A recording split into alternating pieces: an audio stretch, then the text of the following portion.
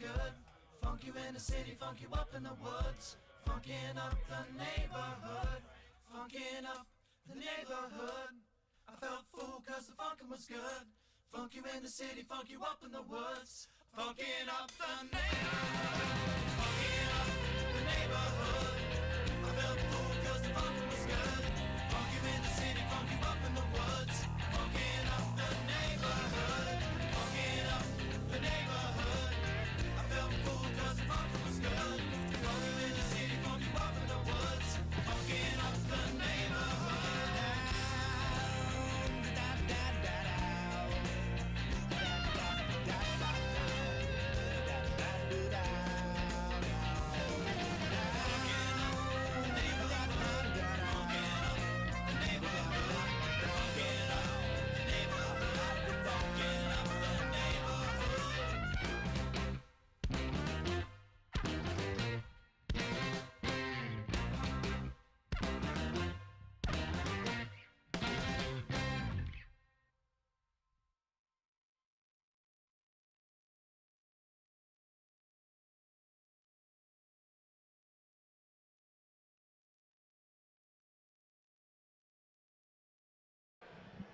And we're live. And I'm back. I was abducted on the new little screen thing, but Your I'm back. alien buddy loves you there. Oh, alien, but okay, I got to get brought up over here. Welcome to the Underdog Journey. I'm Wes. This guy is David, and we are live at the Hoffer House, Columbus, in case you couldn't tell. Yes, this is where we're at. Last week was the big technical difficulties show.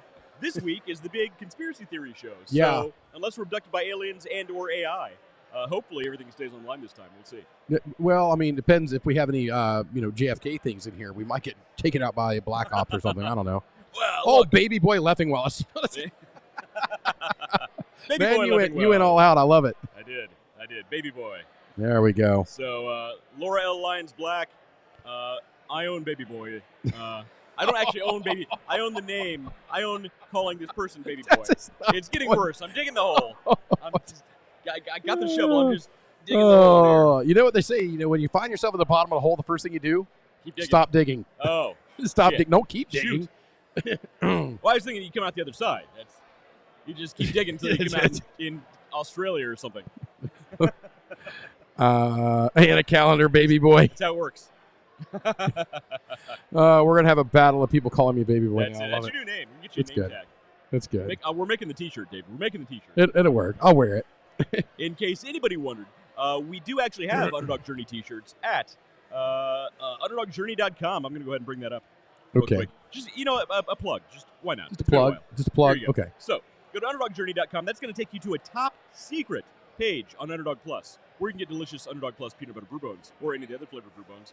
But we have our own Underdog Journey line of shirts, which are pretty awesome. Here's one of my favorites. Which Here's one? of- Which it's one did you go with? It's loading now. It's loading now. Dogs are proof that God loves us and wants us to be happy. From Benji Franklin. Benji Franklin. There you go. That is great. Pretty Just good in shirt. case you guys don't know, there actually is a quote from Benjamin Franklin that beer is proof that God exists and wants us to be happy. No, That God, is God actually loves us. God loves us and wants us to be happy. Right. Yeah, God is that. No, God loves us and wants to be happy. That is actually a direct quote from Benjamin Franklin. And Right, having right. to say Benji Franklin, that was a stroke of genius. I have my moments. Yeah. Also like the public domain, the Steamboat Willie public domain T-shirt. So David, you need this one before you go back to Okay. Disney. Well, I will point this out that you are utilizing your webcam up here on your computer versus the webcam over there. Of course, it's always something. Hashtag technical difficulties. Look, I can't. There's a Skype on there also. It's fine. Look, nobody ever said I'm perfect. I mean, That's I all say right. that sometimes, but look, that was. I had Are to we- do it. are we back to the It's other done. camera? We're back to the other camera. Okay, we're back to the camera now. And we're All right. back, and we're live. And we're back. David, how you been? Doing well. I'm actually, as you can tell, I'm in Columbus, Ohio this week, so it's not too bad. I like coming over here. Met a lot of good people. Had people out here last night from all around the world, from Singapore, from Wow. Europe, and Was it Australia, Yeah, England. and It's in Europe, Chicago. Technically. Yeah. In Chicago and Atlanta. So we had all kinds of people here last night, and it's all business people, which we usually get drug out to like Italian restaurants and these things. And I had them in here standing up on these seats doing the freaking chicken dance, drinking beer. So they Nice. had an absolute blast. The guy from the UK, he's about 20 miles north of London. He was. It was a second home to him, man. He was. That's awesome. He was feeling it, loving last it. night was keg tapping here, so it was apparently a pretty big deal. It was a really good time. Which beer did they tap last night? That was the Hopfenweizen. The Hopfenweizen. Hopfenweizen. So it's I like can never speak German. Yeah. I would be like, I know about that. Yeah. You know. Yeah, so I love they make these little videos you can get on. You can watch them on the YouTubes and the Book of Faces and whatnot. That they have people from different languages say the same word, and it's always the last little girl on this thing is German. Yeah, and you don't know whether she's saying butterfly or whether she's threatening to kill you. You don't know. That's the funny thing about the German language is like even when they're speaking nice, it still sounds like they're very angry at you. It's an angry. It's a beautiful country. Don't get me wrong. I've been to Germany. I think it's beautiful, but they sound really mad. So there was a thing a while ago that was going around on the internet that said, tell a person you love them In German, but tell them in German, so they're really confused that they don't know. You might be mad. You might be. I don't know what it could go either way. Yeah, it could go either way. Yeah. You know, we just lost all of our German audience. That's all right. It's fine. It's fine. We're in a German beer hall. We're at Hopper House Columbus, by the way. Everybody watching and listening, come on down. We have a table reserved right here in front. Join the current crowd, and it'll be a lot of fun. Yeah. We have John and Anna Callender here now, the two amazing people who know everything about beer and whiskey. Yeah. Everything. Yes. Encyclopedia. Encyclopedic knowledge. Encyclopedic. Encyclopedic. Nice. I've been reading my Word of the day toilet paper? Nice. There you go. You know where I was going. Works. Yeah, I got you there. I knew where you were going. Number 2. Dumb minds think alike. Dumb minds think alike. Hey, there's a fucking T-shirt. That's our T-shirt right That's there. a T-shirt right there. Dumb minds think alike. Oh, that's good. Man. Yeah, right? That would work out well. Exactly. So David, since tonight is our conspiracy theory show, encyclopedic knowledge. It's true, Anna. Don't. Oh, what is this? The... So I'm going to go that is Matt Harmon, who made up a account. It says, Iman Edward. I appreciate the great Dr. James for his healing herbal medicine. So if you want healing herbal medicine, check out this post from Iman Edwards. I'm going to guess that's a fake account created by Matt Harmon. I don't know. He left his email address. Dr. James, and Dr. James Healthcare 56 at gmail.com. Yeah, he left his email and his WhatsApp phone number. So you know for a fact if they're using WhatsApp phone numbers, it's totally legitimate. Absolutely legitimate. Yeah. So I highly recommend this post from Iman Edward and look up Dr. James. Yeah. If you're sick with anything, he says that he cures HIV, AIDS, HSV 1 and 2. I mean, the guy's just, amazing. No, I'm just kidding. Yeah, he does actually say that. Dr. James also has other cure for HIV/AIDS. Oh yeah. Hepatitis B, cancer. Talk heart about disease, conspiracy. That's migraines, a good one, Anna. Cold sores. So Cold sores. He'll treat your cancer and your cold sore. Yeah. Herpes doesn't stand a chance against this guy. Right. Jesus. John says, sounds like Jägermeister. Yeah, well, Jägermeister usually gives you herpes because of where you are when you drink it. But Dr. James can't. You and I drink in different places, I'm guessing. I had a lot of fun in college. Scoot this My current wife isn't watching, so. I don't think mine is either. Cures all. Yeah, so thanks for that post. I'm in Edward. You're Yeah. awesome. Yeah. But no, where I was going is I don't think we can do a conspiracy theory show without mentioning our own conspiracy theory encounter we've had on the show. Big Tech. Okay, yes. From right here. Yes. All right, absolutely. So a while ago, we were doing a show on Big Tech about what Big Tech does with your data, where they sell it, and this is all real, actual information. None of that's conspiratorial. Like, it all actually happens. And I mentioned a certain controversial term or phrase that was directly associated with Zark Muckerberg. And I don't want to get triggered by the algorithm, by Zark Muckerberg.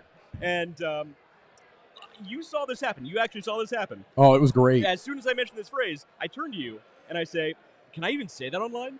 And immediately we lost our stream, and you could look at my screen, and my mouse was like doing its own thing. It was like moving around by itself. My whole system crashed, and we had to reboot the whole thing. It was nuts. I'm not saying Zark Muckerberg crashed our podcast, our live stream, but I totally think It's aliens. It's aliens. I'm not saying it's aliens, but I'm it's aliens. not saying it's aliens. But yeah.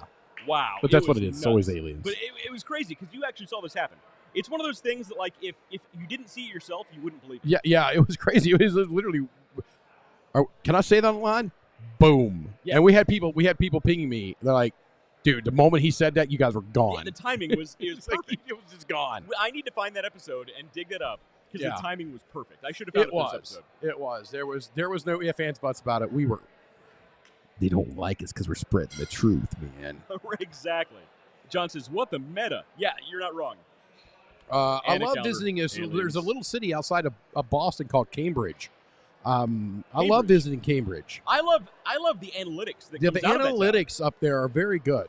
Yeah, so if you're We're in flirting with Cambridge, disaster over look here. up the analytics from Yes. that area, and Yeah. Zark Muckerberg will not come to your house and murder you in your Aliens. sleep. It's aliens. Aliens. It's always aliens.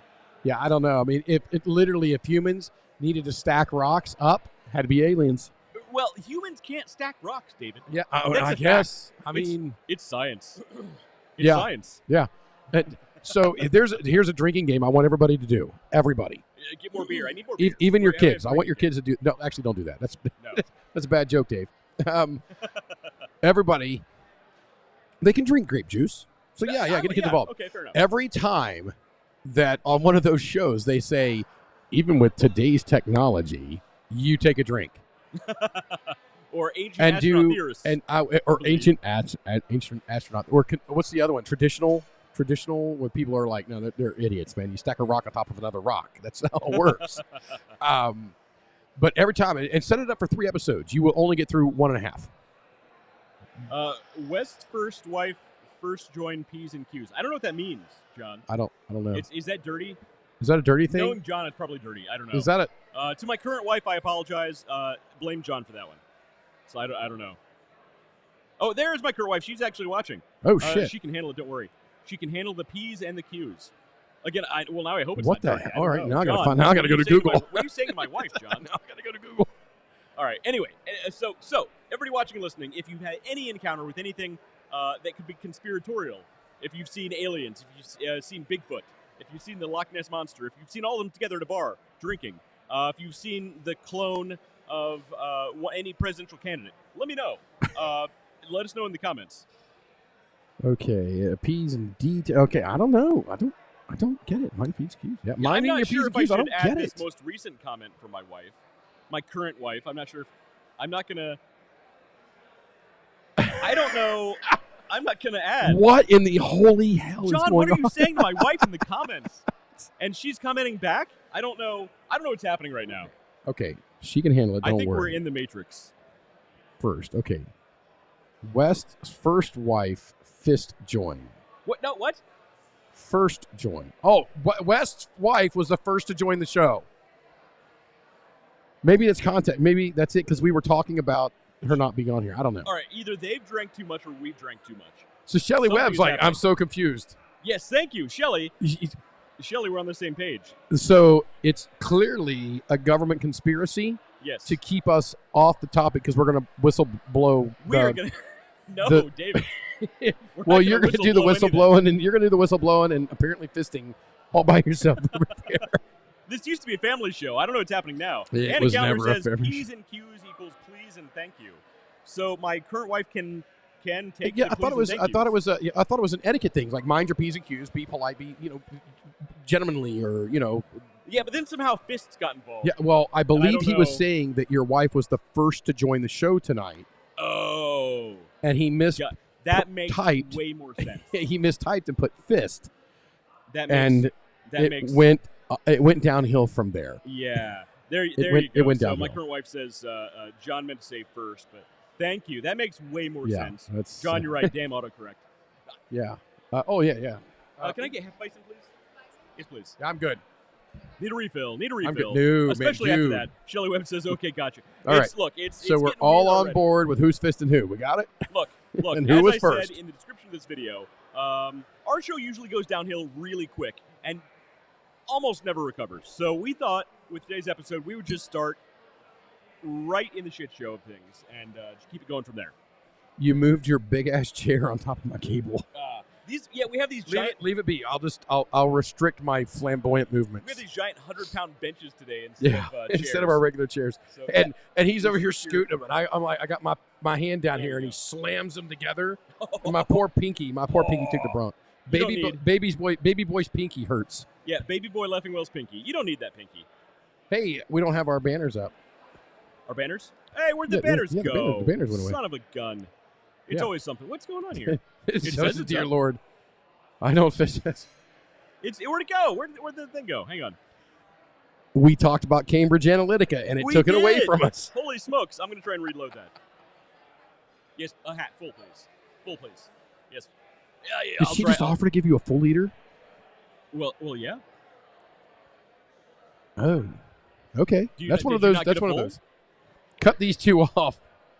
We really haven't drank much. The baby boy banner disappeared. It's not there anymore. Yeah. But the other one, the older one, is still there. So look. Okay, there we go. The David one's there, but the baby one. So yeah, you pissed off Mark again. Zark Muckerberg is watching our show. I'm telling you. Yeah. It was just up there. You guys all saw Baby Boy Leffingwell. Even Anna laughed at it, and then we started making fun of Zark, and it all disappeared. So. Yep. We said the words. Kirsten Carnahan says, "Cut these two off." And then Jonathan says, "Kirsten says switch to liquor." Liquor. Candy is dandy, but liquor is quicker. That's dating advice. All right, so are we ready for some conspiracy? No, we have news. I have news, yes. David. Oh, we have news. We have news. Oh, we have. Okay, wait a minute. So, I actually got to work with West a lot today on another project, and during lunch, he's telling me, I got this thing for you, Dave. You're gonna love it. It's battery related. It's a thing, and I'm like, is it as good as the one where the guy was like, we can build a battery out of dirt? So he's like, no. I want your complete reaction on the show. I do. I want your complete reaction on the show. I'm not giving you any more details. There's a new type of battery that is apparently game changing. It's going to change the world, Dave. It's going to change the world. It's groundbreaking technology. No pun intended. Groundbreaking.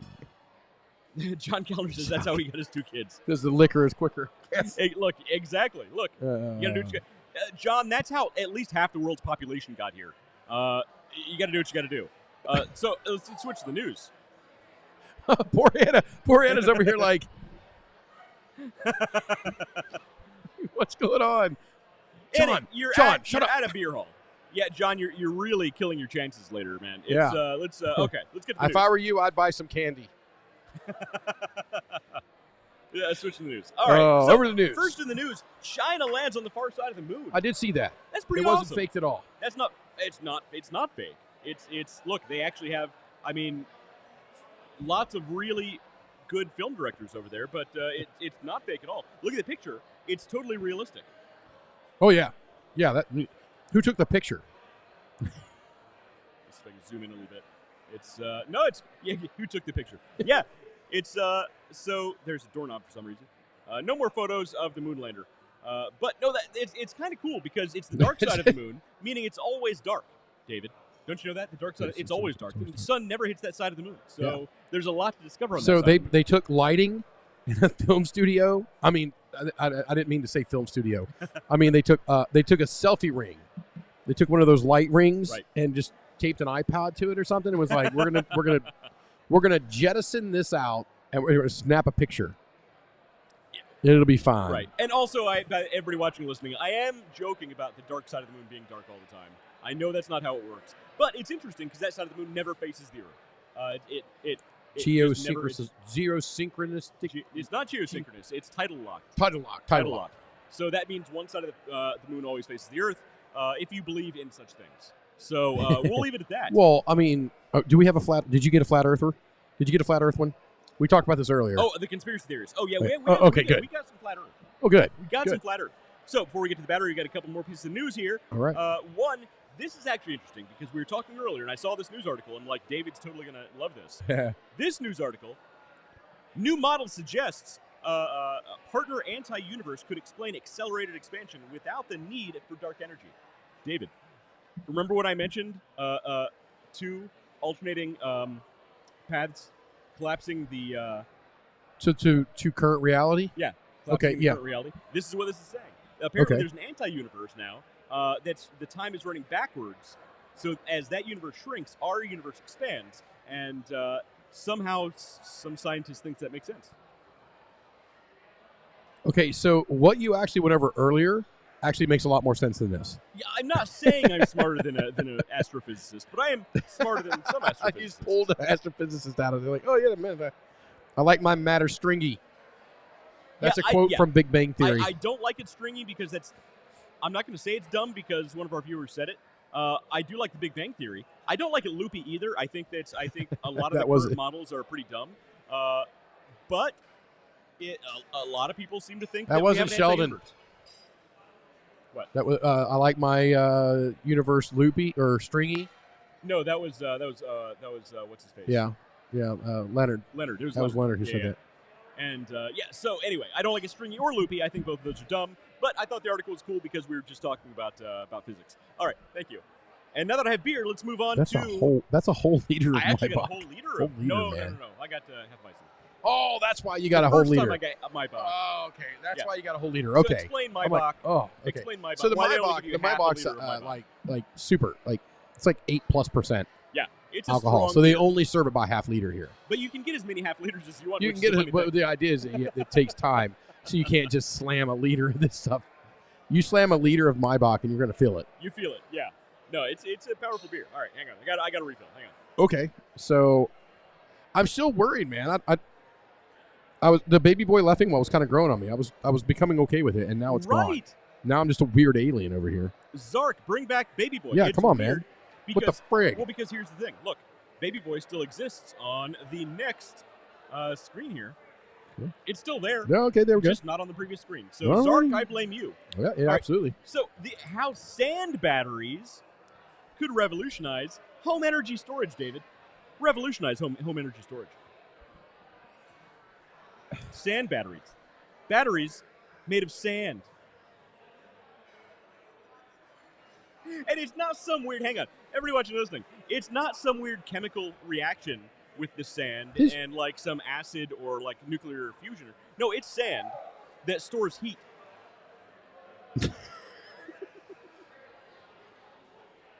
There's a video. Do you want to see the video? Screw it. Let's do it. We're listening to stupid things tonight. Might as well listen to this too. We got this. Does that say bastard? Is that what the name of that thing is on the side? It's coarse, it's rough, and it can make for a great battery.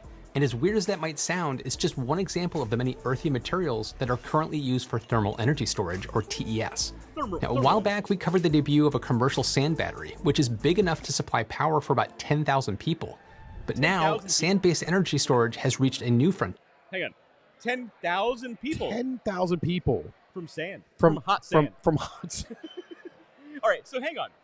Just so everybody knows, maybe it's going to explain this a little better, but from my understanding of hot sand, the only way you can get the energy out and translate that to electricity is you need to then take that heat, transfer it to something like water, have the water move through a turbine, and the turbine will then create electricity. Yeah. So heat doesn't.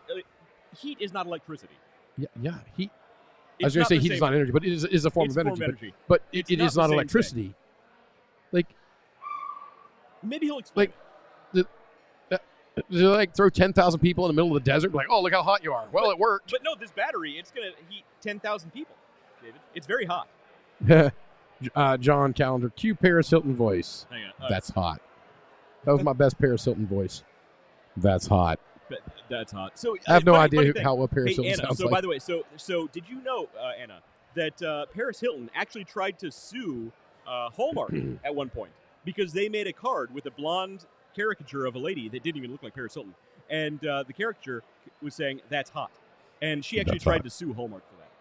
It's hilarious. I think she failed, but funny thing, she claimed the "that's hot" is she copyrighted it, like a trademark. Yeah, well, it would have been a copyright since she just said it and didn't actually trademark it.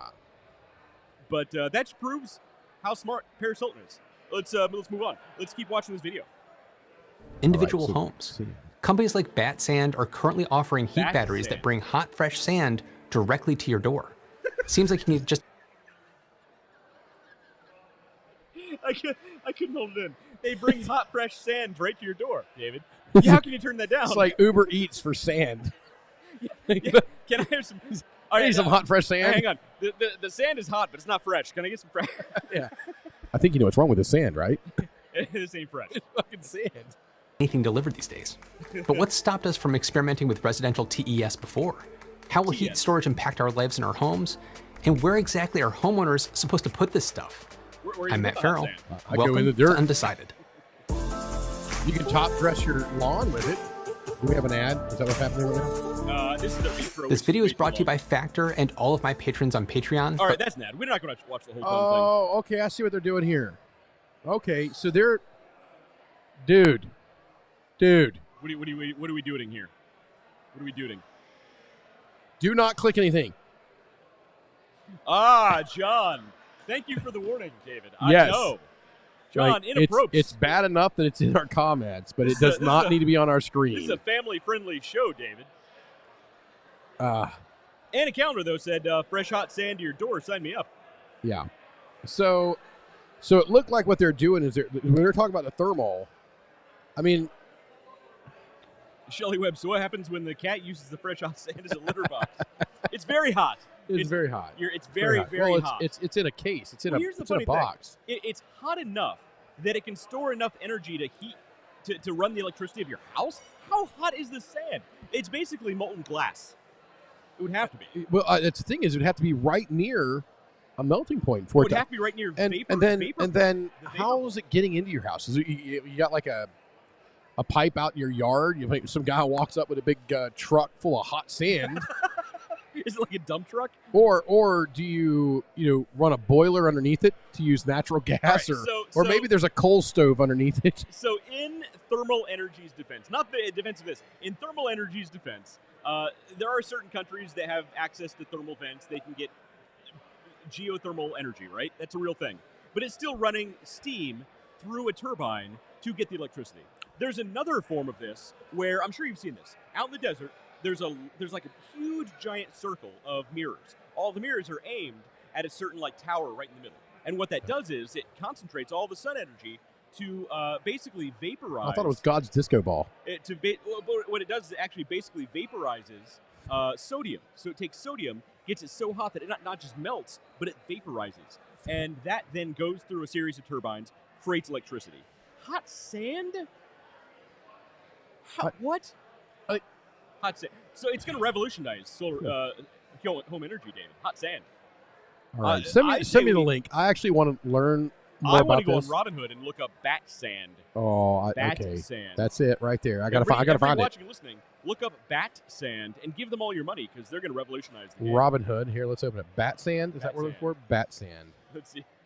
David's looking up now. A little dead air. Sand. It's Atlas Lithium. Sister company is Robin Sand. Bat sand. Let's do one word. Maybe it said it's not no. Publicly traded yet. Turns out it's probably not publicly traded. I can't imagine why. It sounds like such a good idea. Yes. All right, so that's the battery news. I thought you'd like that. Oh my God, it's dumb as hell. I mean, there is something there for thermal use. People use geothermal. Geothermal's a real thing. It's a real thing, and it's very functional. I wish when I build a house, I'm going to utilize geothermal. If I lived in Iceland, I would totally have geothermal. Well, it's not even that. It's a matter of you're using a chiller to where you're taking water from a specific temperature and you're using that for the cycle. In the summertime, you could cut your energy bills way down just because you're cooling it, just because you're pulling it from so deep. In the wintertime, likewise, the water that's there and the air and everything else is so cold. But when you're pulling that up, it's almost it's a constant temperature every time. So you're not taking it from -5 or here in Central Ohio at -10 or 15 sometimes. You're taking it from 65, 63. Well, I think most people don't understand that you don't build freaking electricity out of sand. Electricity doesn't work the way it does in sci-fi movies. Yeah, no. It's a different thing. Yeah. Sand. fresh hot sand. Not sand, just man. old That was sand. That was gold. Fresh hot sand. Yeah, old moldy ass sand. That's the worst. No, yeah, I mean it can be hot, but is it fresh? Is it fresh? What the hell is fresh sand? I want it delivered to my door. Well, this guy can do it. And what do you do with the old sand? Is it you just got a pile of old sand in your backyard? Yeah, I mean I'd use it for top dressing the lawn, but put it in the sandbox for the kids. Shelley's cats. Cat litter. Yeah, cats. Yeah. There you go, Shelley. So we could have so they've got a delivery service. We could have a disposal service, and you get secondhand sand. Oh, resale. Yeah, the resale value on your sand is next level. Yeah, it's next level. Open a concrete company. Yeah.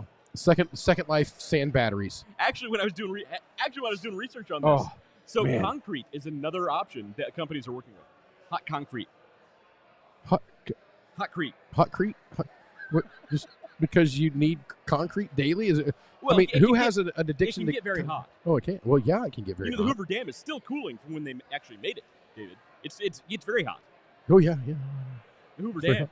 The Hoover Dam. Damn, girl. All right. So that's the news. Welcome to the Underdog Journey. In case you haven't watched this show before, this is the show. We're off the rails easily. But sand, hot sand, fresh hot sand, is the way of the future. Imagine how you're gonna load. I mean, you'll have to have drive a pickup truck if you're gonna have sand powered vehicles, but it'll work. Sand powered vehicle. Oh, this is what I picture. Like the people who are like, oh, this EV or that EV, and then they're on the side of the road with a diesel generator. I just picture a coal-powered furnace to heat the sand. It's energy efficient. It's green. Well, it's great for the environment. So Here's another some fucking coal. They didn't actually explain how they heat the sand. Yeah. Might it take a little bit of energy to heat that sand? Or are they just going to use the sun? I guess put it out on a hot day? But how hot does sand get in the sun? We've all been to the beach. It burns our feet, but guess what? We go across the damn sand anyway. But it's fresh and hot. But and also it's only the top of it. So once you dig your feet down underneath the sand just a little bit, it's cool. You're not supposed to think that much about it. Yeah. Don't think that much about it. Yeah, don't think about it. Everybody invest everything you have into hot sand energy. Well, hot and the company's sand called energy. Bat Sand. Bat Sand. Bat Sand. And you can get your hot, fresh sand delivered to your door. And Bat Sand is the best name they could think of. Bat Sand. You gotta be fun. They're like, guys, if we're making something stupid, let's just keep the name going too. All right. By the way, everybody watching and listening, if you have had any conspiracy theories associated with, if you've seen UFO, if you've seen Bigfoot, if you've been to Argentina and you've seen a certain guy with a weird mustache walking around, let me know in the comments. I want to know. Wait, I get in trouble last week for saying Sig Heil, and you're like, hey, if you see a guy walking around with a funny mustache in Argentina. I didn't say the name. Okay. I wasn't in a beer hall and said Sig. Yeah, I am in a beer hall. Okay, here's the sad thing is I could shout that in here and nobody would have a clue. That's true. There's guys over there have cowboy hats on. Well, it is technically near the evening, and some people might have long knives, so look out. Let's move on. Okay, so are we ready for some conspiracy theories? I don't see anybody wearing a brown shirt in here. We're good. We're good. It's yeah. Look, this is what the show is now. We that used is to actually cover business. This is yeah, what we do now. We used to do things, but now we don't. Consistency over time. We're extremely inconsistent right now. We're consistently inconsistent. Yes, we do it all the time. That's what we do. All right, so we got. What do we got for it? What's up? What's up first? All right, so here's how it's going to work. I'm going to play. I found some of the best conspiracy theories. Some are very well known. Okay. And some are kind of obscure. You've got Alien Guy, right? I'm not saying it's aliens. Okay. But it's aliens. All I right. don't have him. Oh, you don't? I don't have him. John says the brown shirts didn't survive. That's true, actually. We could actually go into the politics of the time and how things changed with the power when the powers or we cannot do that. Or we cannot do that. And let's get talk back about into conspiracy theories. All right, so I'm going to show some videos of these conspiracy theories, and then we're going to discuss. It's going to be fun. Some of these are really good. Okay, good. All right, let's fire away, sweetheart. Fire away. All right, baby boy. You got to call me baby boy all night. All right, baby boy. Let's see this. All right, here's the first one, and this is one that I think a lot of us are aware of. I get texts, that people say, how's baby boy today? Baby boy. No, it's my mom. It's my mom, but still. I'm making the baby boy t-shirts. It's going to happen. All right, here we go. All right. My beer is now empty. I'm going to be doing a live test to see if Google is always listening on your microphone. This is the subject we're going to talk about, okay? We're going to go to a few websites and see if we can find any advertisements for this right here. Now, I don't own one of these, so it's not going to be on any of the websites it shouldn't be on any of the websites that we go to. Let's take a look at these websites and see what the advertisements are on them. The sponsored content here is from Outbrain. Obviously, not what we have written on our piece of paper here. This one's an advertisement for, what was that? fancy And pants I would love taste to run on this experiment. underpants budget. This would be fun to run. Okay, that's not what we're looking for. And here we have a breast cancer ad. I don't have He's breast just showing cancer. what the ad's So for. what we're going to do Yeah, now he's is we're doing going a- to he's doing a close all the control. browsers, and then we're going to talk about this subject for a couple of minutes. All right, so dog toys. I want to buy some dog toys for my dog, okay? Because I love my dog, and he deserves all the best toys in the world, so maybe we can find him some really nice toys near me, or affordable dog toys. That'd be really good for me, because as a consumer, I'm looking for the most affordable items that I can get for my pooch. All right, guys, I think that's plenty. So let's go ahead and get back online. That's and sad that see what that's we all got it here. took. Yeah, it doesn't First take much. website up. Oh my God! It's right there. It's true. There's dog toys right here. Well, everybody, I think that is conclusive evidence. So he didn't go very deep into it, but people have done whole hour-long videos in the testing this, and it's 100% true. Yeah, and how long did that take? What did he had, say? One sentence about his dog needing new Yeah. toys, and he loves his dog. Yeah, how long did it take? So this actually does tie in with our conspiracy It here does. It totally does. about Big the data. big data and how fast that It's all transaction listening, works. It's all paying attention. It's all listening the time. all the time. And here's the funny thing: I have managed marketing teams at Fortune 500 companies, very large companies with massive marketing budgets, and even I was always told that's not how it works, West. That's not how any of it works. And everybody sitting down in the meeting is like, well, that's a lie, because that's totally how it works. Yeah. We have all experienced this. I remember specifically, okay, so during one of my, back before the Invention of the will. no, before the I'm trying to think of a way that's not going to trigger the algorithm. Before the illness that kept us all home for a couple of Global years. plague sniffles of Yeah, death. the global plague sniffles of death. Before that happened, when I was walking to a meeting, one of multiple meetings per day with a coworker, we were talking about. I was talking about the fact that I wanted a walking desk, and I meant a desk that had a Standing or no, the one of the treadmill. treadmills underneath. Okay. I was like, I really want one of these walking desks. Those are awesome. Those are so cool. And we started talking about, what if we invented? Because what we were doing is we were always so busy and we had so many meetings, we had to hold our computer with this hand while we're walking, type with this hand while we're walking. And we said, what if we created a new invention that was like a desk that hung over your shoulders and had your computer on it so you could type on a desk while you're walking your next meeting? And we called it the walking desk, and it was this whole conversation only to this other meeting in the same building. And by the time the meeting was over, I got back to my actual desk.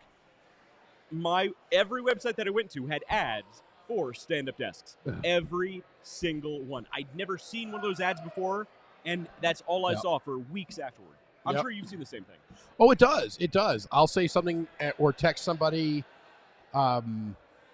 text, Facebook Messenger, through Facebook Messenger, and I'll start seeing not only ads, but memes and other things that go along with those messages. So if I'm like, hey, we went to the little county fair thing down in Lawrence County, Ohio, and so rode a horse, I've actually gotten ads for saddles. Yeah. It's crazy. There's a guy in a cowboy hat. Yeah, I mean, I'm not right saying, there. I'm not saying big data's paying I'm not saying attention. cowboy hat, but now I'm going to go to Google here, and after you're I've gonna talked see about ads for cowboy hats, and we'll see what happens. Well, here's what Anna says. What freaks me out is when I think of something and start seeing ads for it. Anna, that's how good the data is. Data analytics is so crazy. There's actually a real thing that companies, even small companies now are using, which is predictive analytics. They're actually predicting what you're going to want before you know you want it. It's nuts. It's really, really accurate, too. I've used it myself in some cases. It's bonkers. So I went to the website that I knew had the most ads of everybody. Which one? Which one? That's Weather Channel. Yeah, the there weather you go. weather.com is absolutely the most garbage page It is, in the world. yeah, in go to the weather, world. Go to the weather.com. Weather.com. It's the Weather Channel. Weather Channel. And just to look at the ads and to laugh at how there's no actual weather. It's just There's it's just ads. one thing that says weather today across the country. It has a map. It has That's some it. temperatures on it. There's probably 150 ads on this screen. It's insanity. Yeah, that's nuts. It's All insane. right, No so you're not cowboy seeing the hats, ads though. yet. Give it time. No cowboy hats. Though. But so this is technically a conspiracy theory because we've all seen it. We all know it happens, but we're still told every single time that's not how it works. I don't care if you tell me that's how it works. I know for a fact that's how it works. So that's a good one. All right, So I'm not saying it's aliens, but it's aliens. but it's aliens. All right. All for Blue Chew. Oh, I don't know what is blue chew. Can I put that on the It's screen? yeah. It's just to make your wang hard. Oh, well, I mean, I just got done saying, yeah, you can put that on the screen. Yeah. And then I told you what it was Thanks. afterwards. Thanks, John. Thanks, David. Yeah. Thanks, baby boy. Let's move on. You got it. All right, here's the next one. Next conspiracy theory. Owns the rights to the interior of the Great Pyramid. Okay, who owns the rights to the interior of the Great Pyramid? The Anunnaki. NASA. What? I was told by one of the guides a couple years ago that they've discovered something technological about it, and they want to control it. He was told by a guide. There was a guy. True. I was told there was a guy. There was a guy. It's a guy. A guy told me that NASA. You know NASA. Yeah. They also own the rights to a section of the Grand Canyon. So I took a helicopter down into the Grand Canyon. They said we can't walk to this area. That area I heard had some old carvings or something would be over in this area. So I started trying to walk that way. And this guy pops out of nowhere with all black on, black hat, black military outfit with no logos, and an AR-15 and tells me, halt, you can't go any further. I'm like, well, why? I don't believe the military on? utilizes AR-15s. No, well, the military all have AR-15s. And they only wear black all the time in the freaking desert. They're called assault. And, well, it's that or like a Kalashnikov. Okay. The AK, yeah, okay. They tell you couldn't come over here. I said, well, they did, but I'm thinking, I just want to see, what's over here. Right. And he says, you can't come. I said, well, why? What? I said, can you just tell me, sir, like, why can't I come over here? He says, NASA owns the rights to this section. You can't come over here. The rights. Okay. Grand Canyon. Okay. Do you have any theories? Okay, we got to pause. Because there's a special thing about NASA.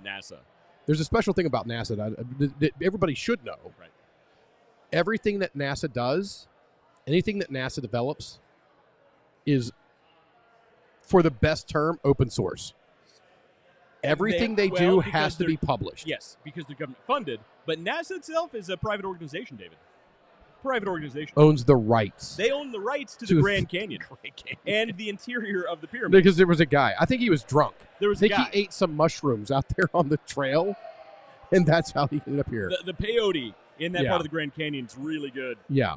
That is. It's got to be technological. Starts in something with space. And then also, where else? Chaco Canyon. Same situation. So wait a minute. What's going on here? How in the world what are they doing? What are they doing, David? What is NASA doing in the Grand Canyon and the interior of the pyramids? Humans can't stack rocks like that, David. It literally is the most logical way to stack a to rock? Stack rocks. It's impossible. David, have you ever tried to put one rock on top of another rock? Yeah, but if you want to put like a hollow space in the middle, what you got to do is, don't put that comment up either. Is what you've got to do is you stack the rock that goes on top a little further in, but not too far because it's going to tip and go down, right? So you just stack it a little bit in, and then what you do is you put another one up on top of it and bring it a little in. And then eventually they're going to meet and they're going to press against each other. David. And if they're all falling down, then they can't fall anywhere. David. Or if they're all falling against each other, then they can't fall anywhere. There's a lot of rocks. There's a lot of rocks. I mean, if they didn't have some asshole project manager like we have today on buildings going, we're behind schedule, son. No, if it took them 30 freaking years to build it, they didn't care. There's a lot of rocks. It's rocks. Humans are incapable of putting rocks on top of other rocks. Capable. You go down to Bonaire. There's on the south side of Bonaire, there's a beach. It just has tons of rocks. And a lot of them are stacked up there because humans, not aliens, humans get out of their us fat Americans get out of our little vans on the tours, and we go out there, we're like, hey, you know what would look cool? Is if we also take rocks and stack rock on top of each other. I think it was Bigfoot. It's Bigfoot. It was this guy right here. Hang on. There he is. Okay. Right, I get the alien. Yeah. I got the alien. Alien's cool. Yeah, but David, I'm not saying it's aliens. Let's say it's aliens. I'm not saying it's aliens. Let's say it's aliens. But I'm saying this guy's a jackass. Some guy told me that NASA owns the inside of the pyramid. Some guy told him that, Some David. guy at the bar. He wasn't drunk at all. Well, no, it not only was some guy, there was another guy in the Grand Canyon with an AK. Yeah, who came out of nowhere. So he was wearing an invisibility shroud. I mean, obviously. It was Harry Potter. Obviously, NASA's military is randomly walking around the Grand Canyon looking for people walking around. Yeah. And they have the budget for that. John Counter, that's what Alex Jones told me. That's actually kind of funny. Yeah. that actually is funny. Yeah, I could talk a lot about Alex Jones. So this is a pretty fun one. What's that? Sometimes it's good. Sometimes it's shit. Just like this show. Yes. Welcome to the Underdog Journey. Tonight's a good one. Tonight's a fun one. All right, let's move on. All right, what do we got next? So wait a minute. God So we trust. Who is the God they're talking about? So we've got Owns the rights to the. do I get to, What are we doing? do I get to count sand battery as a conspiracy theory? I mean, because it's so crazy. But it's real. No, it's not. It's real. It's really not. Swiss scientists are heating up sand with fossil fuels and retrieving 50% energy efficiency. But it's very hot. Oh, it's very hot sand, fresh. Yeah. fresh. Okay, so then what was the actual first one we did? It'll burn your toes. What was the first one? All right, first one was the Google's listening to you. Oh yeah. Well, okay, so that's not. I got to tell you that I don't think that's I should have made like a ticker that keeps track of what's real and what's not real. Yeah. What we think is real versus not real. Yeah, I don't think we can classify that as a conspiracy theory. That's real. Even though they tell you, but they tell you that's not how it works. So they'll tell you that's not how it works. But there's another theory. line in that terms and conditions that you sign up for and everybody agrees to, is that you agree to their terms and conditions, and their terms and conditions say that they're not going to use your data for this. However, what they can do is they can sell your data to another partner, which is listed in their terms and conditions. That partner can then sell back that data to them, and then they can utilize it. That's conspiracy theory, David. That is not conspiracy theory. That's law. Nobody that's contract in the history law. of time has ever read Nobody has terms and conditions. Yeah, I've only read a handful of them. When I get in the middle of it, I'm like, you know what? I'm going to need this anyway. It doesn't matter. Click. Much like big data, that's not how it works. Yeah, not big. Okay, all right. So now we're going to talk about the Illuminati. Nice. Let's go. Yes. We trust. Who is the God they're talking about? The U.S. dollar bill has an ancient Egyptian pyramid with 13 blocks and a Masonic all-seeing eye printed on it. Under the Masons. The Masonic. You remember what's his name? Masonic. Every time you say Masonic. Okay. So the all-seeing eye from there is not necessarily Masonic. It does have roots that go back, but okay. Yeah, and then underneath is the Roman numeral 1776. What could that mean? Gee, many Christmas. I have no idea, Bill. On a U.S. dollar bill? On a U.S. dollar bill. It's very conspiratorial. Let's see what he has to say. Pyramid in Roman numerals is the year 1776. It's a coincidence that the Bavarian Illuminati was inaugurated in 1776. In Washington, D.C., City of London, and Vatican City, there are large obelisk structures. Obelisks are ancient Egyptian structures that honor the pagan sun god of ancient Egypt, called Amun-Ra. The streets of Washington, D.C. form a pentagram, with the White House at the bottom point. A pentagram is another pagan. It actually does. It does not. If you draw the line, lines, forget about all the other roads. forget about all the other roads and the fact that it actually doesn't draw a pentagram. But if the roads do not connect. If you actually create a line that's not there, there's a walking path. There's no walking path. We all know Satanists love a good walk, David. Oh man, it's not okay. Right. So who is the God they trust? Oh man, this guy's Who is the gold. God we trust? Who is the God? In God we trust. David? The Anunnaki. You big government shill? Steve. In Steve we trust. Well, there's a picture of Baphomet right above the White House. And that's that's always there. I don't know if you've noticed the White House. I've got a picture of me with my feet propped up at the fence right out there, and I got to tell you, I don't remember seeing that there. Annie Calendar says it's always the Masons. Annie, you're right. It's always the Masons. A bunch of evil jerks. Yeah. All right. And John Calendar, Walking Dead. But no, next time you see an interview from the Rose Garden, look at the Baphomet right above the White House. Yeah, right above the White House. Always there. It's always there. It might be faint. They're going to repaint it from time to time. It's true. It fades. Oh, my God. Okay. This is a Class A conspiracy theory. Right. A lot of these things have actually been on the History Channel. Oh, I love watching them. They're so bad. It's so bad. So bad. So my current wife watches the History Channel. She loves this show called The Curse of Oak Island. Have you seen this? So I watched about 30 seconds of one show and was like, these people are stupid. They are okay. So here, it was a trap on this island. If you dig down too far, water floods. I say that every time. No, but here's their excuse, right? When they dig down on the island, there are apparently flood tunnels that were made as traps. So that way, when you dig too deep, water is going to flood the tunnel. You can't find the treasure. Have they found anything out there? Well, no, not because the flood tunnels. No. Oh man. But also, it's an island. How deep do you have to dig on an island before you find water? Yeah. It's a freaking island. The one I don't remember which one it was because I only watched like 30 seconds of it. They hit a piece of wood. Yeah. And they brought it out of there like it was the freaking Ark of the Covenant. Well, Dave, why would you possibly find wood on an island? On an island called Oak Island. Called Oak. Well, Oak Island. They also do that with when they find a weird rock, on Oak Island. Oh yeah, it's like this rock. You found a weird rock. Even with today's technology, we don't have rocks that are shaped like this. Believe. Oh, that would be a great one to watch, just clattered. So my current wife does watch the show, and one of the things they're I can't make fun of the viewers too much. Then they're excavating this old, it was like the foundation of a house, right? And they're finding stuff that people would have had in a house, like beads and old, rocks, this and that rocks, a lot of crap. Maybe some rocks. wood and some wood. And every time they find a bead or a rock, they're like, they'll make the whole episode about this dumb bead or the rock. And but the foundation of the house was at a time when they know people lived in the area and on the island. It's not a secret people lived there. Yeah. But what could it have been for? Why were they possibly there? Because they. I love it. I love it. I love it when they go. I like it when they do the old ones and they're excavating, over in. I don't say the Middle East, but they're excavating things. They find pottery. Oh yeah. And they're like, right. I wonder, what could they have used this for?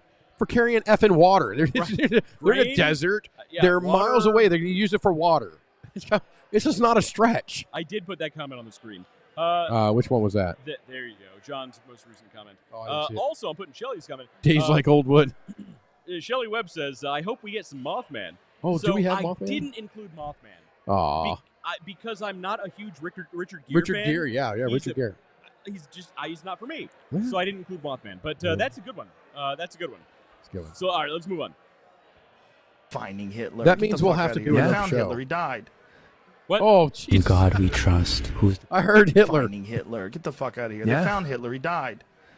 Not really? We don't know. Right. We were spending millions and millions of dollars actively searching for Hitler.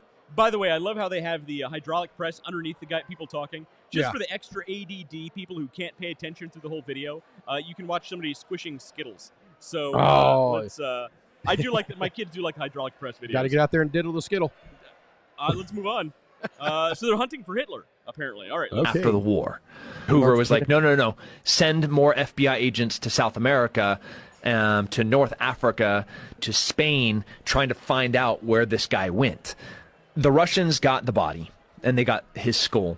And when they brought it back to Moscow, nobody has ever been able to independently verify who and what this body is. They let one genetic test that's occur. Squash. What did they do right there? I think it was candles. That looked cool. So, some of the hydraulic press videos are pretty cool. It's possibly more interesting than Hitler living in Argentina. Yeah. He went there. He's in Argentina. He's dead now. Move on. Now let's all watch hydraulic press videos. Now let's watch hydraulic presses. 5-year-old woman. So like, oh, well, this isn't Hitler. There was no absolute proof. No. The Red Cross, they were there was about 3 different rat lines that guys were able to successfully get out of Europe into South America. And there's no question that we're talking thousands, if not tens of thousands of high-ranking Nazis made it there. All right, David, what do you think? Did Hitler survive World War II? Yeah, he was in Argentina. There you go. Proof positive. Yeah. David says so. I said so.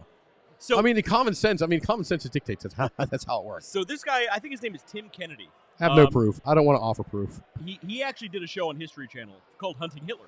Yeah. And it was actually kind of a good show. He actually went down to Argentina and looked at all these sites, and it was a fun show. They never actually found Hitler. Well, okay, so here's the thing. So with the number of confirmed Nazis that went there, it just tends to reason that he would have evacuated as well. John says he fought Godzilla. I'm guessing he's talking about Hitler. Godzilla.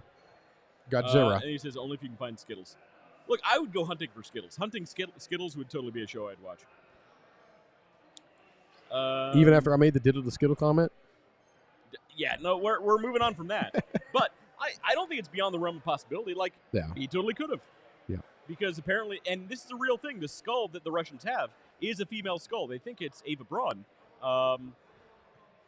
Partially because of I'm not going to get into it. Anyway, I had a really dirty joke that I'm not going to get into. It's a family show. But I don't think it's impossible. Okay. I think it would be really dumb for him not to have had several escape plans. Yeah. Well, why wouldn't he? Yeah. I mean, he knew he's losing. So, true or false? You going true or false? I'm gonna go true on that one. I'll go true on this one. All right, we'll give this one to Tim Kennedy. All right, let's move on. All right, you got it. I think he's an idiot for how he's Finding Hitler. Get the fuck. Don't you? Presenting it, but yeah. Well, I mean, he was. I think he was trying to talk about his show. Oh, so okay. That was. All right, yeah. You're out there stumping. Go for it. It's a couple of years old now, but it's pretty good. Don T, you find it strange. Don't. Okay. Don T. Yeah, the auto captions are sometimes bad on these. Okay. Find it strange that 15 billionaires built bunkers in the last week? What do they know that we don't? Billionaires, including Mark Zuckerberg, OpenAI CEO Sam Altman, and even President Biden, are hastily constructing their own bunkers. Conspiracy theorists argue that these swift actions cannot be mere coincidence and must carry a deeper, meaningful implication, especially given the heightened global tensions we currently face. All right, so this is actually a real thing. So a lot of billionaires recently have bought bunkers, built custom bunkers. Zark Zuckerberg was the most famous one. What was the rapper? Was it like Ice Cube? It's one of the Ices. I don't know. One of the Ices built one. I don't know any rappers, Ice man. Cube, Ice T, Ice something. Built Built one. An excellent drink in the summer. Very refreshing, actually. Yeah. Very refreshing. Slightly racist, but very refreshing. So, what do you think about So let's about say the bunkers you're these building? Do they know something? Oh, do they dear know? Lord. Do they have Okay. insider information about the end of the world? Because in 2030, I that think comment's they have. gonna come really close. I think they watched France. They watched Friends. I think. Are they no, not a fan of think, Ross and Rachel? Yeah, no. France. Oh, France. I think that makes more sense. Yeah, I think they read a little bit of history about France, and if I were in their positions, I would probably be a little panicked as well with everything that's happening. Are you saying that someone might be plotting something against the bourgeoisie? I'm just saying, Reign of Terror was real. So you're just saying, So Shelly West. Oh no! So somebody said Vanilla Ice. Is that the rapper? No, the Vanilla. rapper? So Vanilla Ice actually flips houses now, which is weird. He actually had he had a show on like HGTV or something. Yeah, he got arrested. Probably multiple times. Yeah. All right. Sounds delicious, Anna says. I agree. They watched the Fallout series. That was actually not a bad show. Haven't seen that. It was not a bad show. It wasn't super great. It wasn't bad. I never played the games. But so everybody watching and listening, what do you think?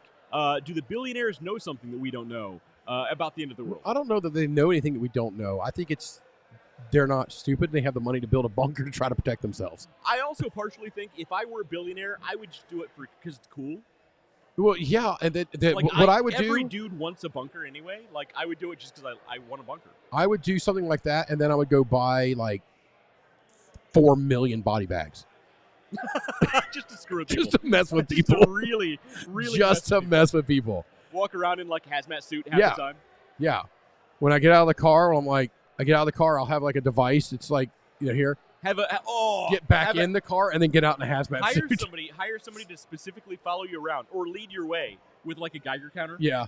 It's something that not really a Geiger counter, but something random. A tricorder from Star Trek, or the whatever the hell it was from Ghostbusters, something like that. What do they call it? Certain people will get the joke. The PK meter, I think it was. Yeah, something like that. Yeah. That certain people will get it, and they're like, "Dude, this guy's awesome. That's pretty His awesome. sense of humor is up. He's next level." Well, but then when they're like, "Hey, millionaire Leffingwell today, he had a 60,000 square foot bunker built in his compound." And then next day be very publicly buying 3 million body bags. Oh. Well, so here's the funny thing, right? Yeah. So conspiracy theories like this are interesting because they're tied into reality, because these billionaires did actually build these bunkers, but they're also tied into other conspiracy theories, right? Because, again, there's that meteor is going to come like super close to Earth in like 2029 or something like that. Thread the needle is what they're calling it right now. So that. There's a spot that if it passes through this space now, it will hit Earth in 2029. That's right. So they're all kind of related. There's other ones like the Fallout series just happened. Everybody's super worried about nuclear war. It's a really interesting thing how conspiracy theories sort of propagate and build upon other conspiracy theories.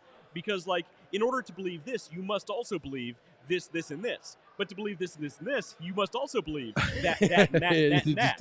Like, it's a pyramid scheme of craziness. Built by who? Aliens. Aliens. Obviously, aliens. Yes, indeed. The pyramid scheme of conspiracy theories. Yes, indeed. That's it. Another T-shirt. T-shirt ideas are just rolling. Oh, we got some good ones here tonight. We had a business idea we wanted to give away earlier. What was it? Sand batteries? No, shit. Don't do that. We'll think of it again. Yeah, we need to reach the same level of inebriation we were when we first thought of it. All right. Speaking of which, you need a refill. Where's Sophia? Sophia? Sophia, if you're watching and listening. Yeah, Sophia, if you're watching and listening, you shouldn't be. You should be out here getting bring us a beer. Bring us a beer. Other than that, you're doing a fantastic job, Sophia. Yeah. And we thank you. Yeah, she kept them right down. But I mean, it's nice. I mean, sometimes they're like, we don't want to interrupt you guys when you're up there. We're like, dude, we're not doing anything important. Just fire away. So here's a conspiracy. And we had the people over here asking, like, what the hell are these guys doing? Right, nobody knows. Now it's the people with the cowboy hats. So here's a conspiracy, and this isn't just a theory. I can prove it. Whenever I connect my phone to my laptop, okay, something weird happens, and nobody can tell me why. No, if anybody watching and listening can tell me why, does it I charge? want to know. No, the time changes to 9:41. It always changes, no matter what time of day, to 9:41. I don't know if that's AM or PM, but it's always 9:41. Huh. Watch until we're done with this. It'll still be 9:41. I don't know why. Nobody can tell me why.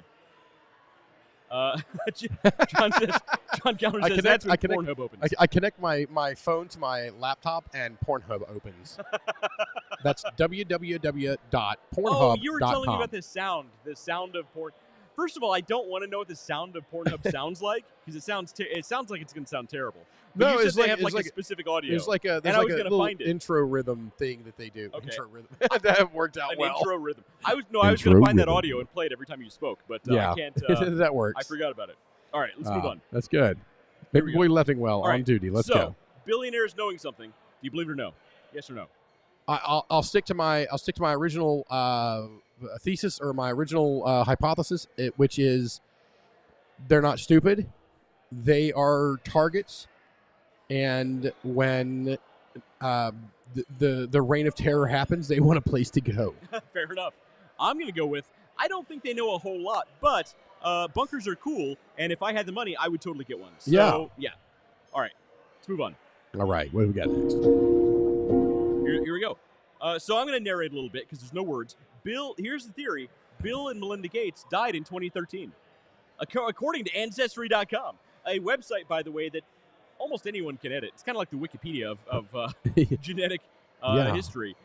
So this is a clone? Is that what they're saying? We'll see.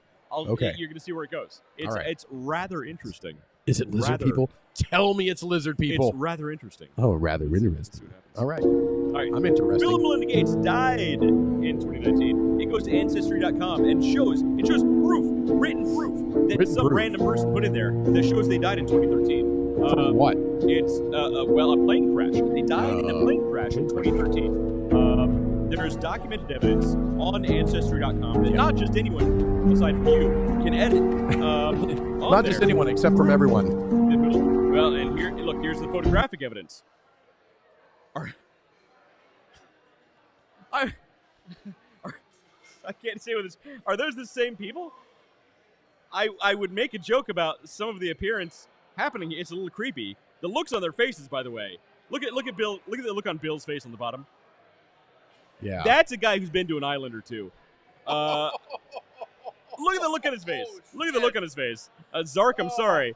Oh, John Calendar says, take that, Zark. Oh. John, you're on the same page. Dude. Dude. Right. Look, the look on his face. The look on his face. That's a look you don't want to see. When you're walking down a dark and creepy alleyway in the middle of the night and you see a guy looking at you like that, you're going the other way. That's all I'm saying. And the guy next to him. Are they walking with me, or are they walking against me? If I see their face, if you walk past and then him, if I have to go the other way, that means I'm going to turn and walk with them. No, hang on. Okay, you walk past him, right? You walk past him, and I think somebody's sending us drinks. You walk past him, and you see Bill Gates' face, and he's looking at you like this. this, Good. right? They come to us. Yeah, thank goodness. I think it's Jägermeister. Oh no, it is. Oh no, mother. she brought us Jägermeister. Is that Jaeger? I knew it was going to be Jaeger. Is it Jaeger? Wow. Thank you. Can I get half Hefeweizen? Half. I'm guessing this is from John and Anna Calendar. Thank you guys. You guys are amazing. All right. So, we gotta what? Oh, we gotta. We're not. I'm not shooting. Wait, I was going to say, this glass of Jaeger. are we going to do this frat boy style, or are we going to drink drink. this like Thank you. like we're old people at a Jaeger house? Old people at the Jaeger house. I'm not shooting this much Jaeger. My back aches today. Mine kind of does. All right. Well, I'm old. Yeah. So, by the way, everybody watching and listening, Jaeger is actually traditionally it's called a digestive liquor. You're supposed to sip it, not shoot it. It's not a. You're not a frat boy. Move It on. is not a frat boy drink. I don't know why. I don't have a clue how it became a frat boy drink over here. It's delicious, though. I love it. I do like Jägermeister. Yeah. I was going to make a comment about the flavor profile and the fresh anise, but that would be taken the wrong way. Speaking of fresh anise, there's John. There's Bill Gates. All right, so you're saying you so like walking, Bill Gates fresh as? So you're walking. No, this is the guy who likes fresh anise. Oh, okay. Anise. He likes Jägermeister. Oh, all right, so there. Oh, yeah, is, we're getting booed. Okay, when we get cut off here in like a couple moments, just wave bye to us. We'll pack up and leave. Zark, I'm sorry for what's happening on the show today. Zark Muckerberg, I'm sorry. He looks like he has to poop. He does. Look at. Okay, if you're walking down a dark and creepy alleyway. And you walk past a guy who looks at you like Bill Gates looks at in this lower photo. On the lower photo. And then I was you walk thinking by one of the top photos. And then you walk by. And then you walk by another guy who looks like the guy next to Bill Gates, and he's smiling at you like this. Did you say the guy next to Bill Gates? Come on. I'm not. I mean, come on. Okay. All righty. Hannah Calendar says, if I ever see a guy looking at me like this, I'm running the other way. Yes, thank you. John Calendar says, blame Canada. Always blame Canada. But yeah, so are these the same people in the top and bottom photos? I don't know. The video goes on. Let's see what it says. All right. They have more evidence than just... Are those the same people? If so, that's a bad nose job. It looks like a fake nose. I mean, okay, so... If that's well, the same I mean, person. it literally says real Melinda Gates, and then another guy over here is called Kevin Klein. Right. But so it's not the same person. But it's from the photo with Bill Gates. So he only ever takes photos with his wife? Why would he? Ex-wife. Why would Bill Gates? Why would the real Bill Gates take a photo of Kevin Klein dressed like his wife? Maybe we all know the answer to that. Let's move on.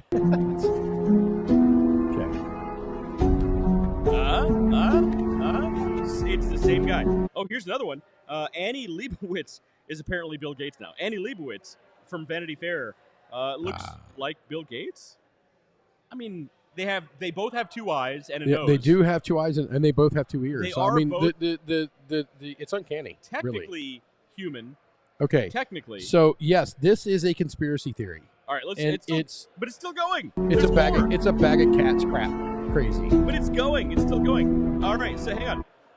Real ones are dead. Hangar in India with their polio vaccines. Almost 50,000 children crippled. I don't think it's saying that Bill and Melinda Gates crippled the children. I think it's saying they're trying to cure the children of crippledness. Hanged in India. Oh, they were hanged? Oh, that's what it says. I misread that. The so real ones are dead. They were hanged in India. I thought the plane crashed. Holy moly. That's way worse. All right. The clone of Bill hanged. Oh, this says clone. Okay. So apparently they died in 2013, and then their clones were hanged in 2021. Okay. So they cloned them, and then they killed the clones. This is a conspiracy theory on top of a conspiracy theory, David. And it's still going. You know what? You and I need to create a conspiracy theory. Something that is just... Oh, David, you're getting ahead of yourself. Effing outrageous. No, you're getting ahead of yourself. Okay. Let's keep going. All right, let's go. Are you going to say this is real or not real? I'm going to say that this is absolutely a real conspiracy theory. It's dumb as a bag of cats, but it's a real conspiracy theory. It's a two-parter. Bill and Melinda Gates, did they die in 2013? No. Did their clones die? In 21. In 21. No. Also no. So their clones are alive then? No, they're the people. See, that's how these conspiracy theories get you. Is if you say, yeah, that's not real because of this, that like proves another conspiracy theory they have that proved the other thing. Well, then they have to. The clones are still alive. Then the clones right? are obviously still no, alive. I'm David. saying you're completely stupid, and none of the stuff that you. And may God have mercy on your soul. May God have mercy on all of our souls. I will totally drink to that. Let's have some fresh anise and Jägermeister. Well, you do it. Never mind. Don't live long. No, I do not. All right, let's move on. Here's the next one. Yeah, I do like that. That's good stuff. No, I'm not a poor baby. I'm more reptilian. Baby, I'm more reptilian. More reptilian. Yes. Yes, lizard people. Yes. Is she? She's a lizard person. She's a lizard person. You're saying the government. She just admitted it. Lizard people. She did actually say it. She just said it. No, I'm not a poor baby. I'm more reptilian. Baby, I'm more reptilian. More reptilian. Why would she say that if she's not? Obviously, she's telling the truth. Yeah. I mean, there's nothing to do with context. Don't think about the word context. They could have been like, hey, do you like fish for pets? And then she could have been like, no, I'm more reptilian. I could have iguanas or something like that. Also, I mean, so let's not discount the fact that it is a statement that could be spoken in a standard conversation. You didn't even read the commentary. The person who posted this did actually. The person who posted this is an intergalactic lawyer, by the way, obviously, because they said they have to tell you who they are and what they're doing. It's galactic law.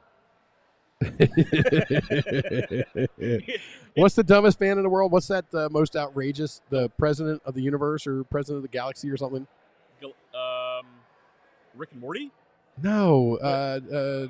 It's galactic law. I don't know what you're talking about. No, there's something that's just so freaking outrageous. What's the guy's name? It's in Hitchhiker's Guide to the Galaxy. President. Oh, yeah. Zaphod Beeblebrox. That's it. There we go. Well, look. Okay, so that's another conspiracy theory. Okay? Look, we weren't going to get political. Do you want to get political? I can talk politics. Oh, no. You just put freaking Nancy Pelosi up on the screen. The president of the galaxy being Zaphod Beeblebrox. We can talk politics. Read Hitchhiker's Guide to the Galaxy, by the way. I highly recommend it. All of them are amazing except for the final book. But don't blame the author. He was going through a very hard time in his life. All right, let's move on. So, yay or nay, is Nancy Pelosi actually a reptilian? Oh no, she's a reptile. She's a lizard person. Okay, I believe she's a lizard person. I totally. Why not? She's a lizard person that does amazing insider trading. I saw the V series. V is not only for Vendetta. V is also for reptile people. Watch. That's the thing. Watch the new series. It was pretty good. Have you seen V? No, I haven't. It's where the humans, they look like humans, they rip the plastic faces off, and there's like a reptile underneath. Oh, okay. So, no, I watched Doctor Who. The old Doctor Who. The old not the crap Doctor Who that's out today. But the old Doctor Who, where the aliens. That they were asleep for 10,000 years. And, yeah. Yeah. The Silurians. Yeah, that was Nancy. That was totally Nancy. That was Nancy. All right. You know what? I believe it. Why not? Let's go with it. Let's go with it. Oh, here's a good one. This is recent. This is a recent one. This is actually actual news. This is actual news that came out of Mexico. They're revealing actual alien bodies that were recovered that they found in Mexico. Do you remember this news? Yeah, I remember. It was on breaking. CNN. It was everywhere. Yeah. Well, I mean, that didn't help your credibility. Check out these aliens. Check out these aliens. Check out these aliens from Mexico. Looks kind of like E.T. All right, so we're playing Smash or Pass. I'm passing. So it's go. They're talking. I don't speak Spanish. It looks like E.T. when he was sick in the hospital. He got all chalky. They say this thing is far away.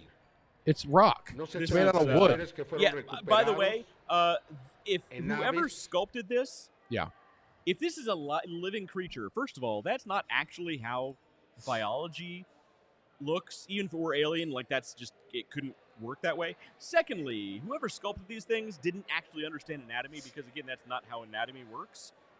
But this was on the news. This is a real thing. And they're actually claiming these are real alien bodies that nobody seems to care about. What do you think, David? Were these actually aliens? Or were they not? No aliens? Wait, did they cross the border? No mas. No, well, I do happen to know that they did get free housing and a prepaid debit card in New York. So then, yes. There you go. All right. We're not getting political. I keep trying to find my way around New York to get one of those debit cards. Look, every time I'm down there, I'm like, oh, where do I go? Where do I go? We've almost had enough to drink. I'm like, what are you doing? I'm like, no hablo. You said yourself you regularly go to Canada. Look, you're going to leave the country at some point. Here's what you do. You leave the country. You come back in without your passport. You're going to get your rent paid for like Oh, no. So that's because you go to Canada. Canada has heightened restrictions now for travel from Mexico to Canada because the people are going from Canada to Mexico and then down into the U.S. You can't have that, David. What a stupid idea. It's a thing. What a dumb idea. I work for a guy who's he's based out of Mexico. He's like, I got this whole new list of things I've got to do to go to Canada. John says, where's the alien species from? Uranus. from Uranus. From Sorry. Uranus. Sorry, that was a softball. I had to hit it. He had to hit Uranus. All right, let's move on.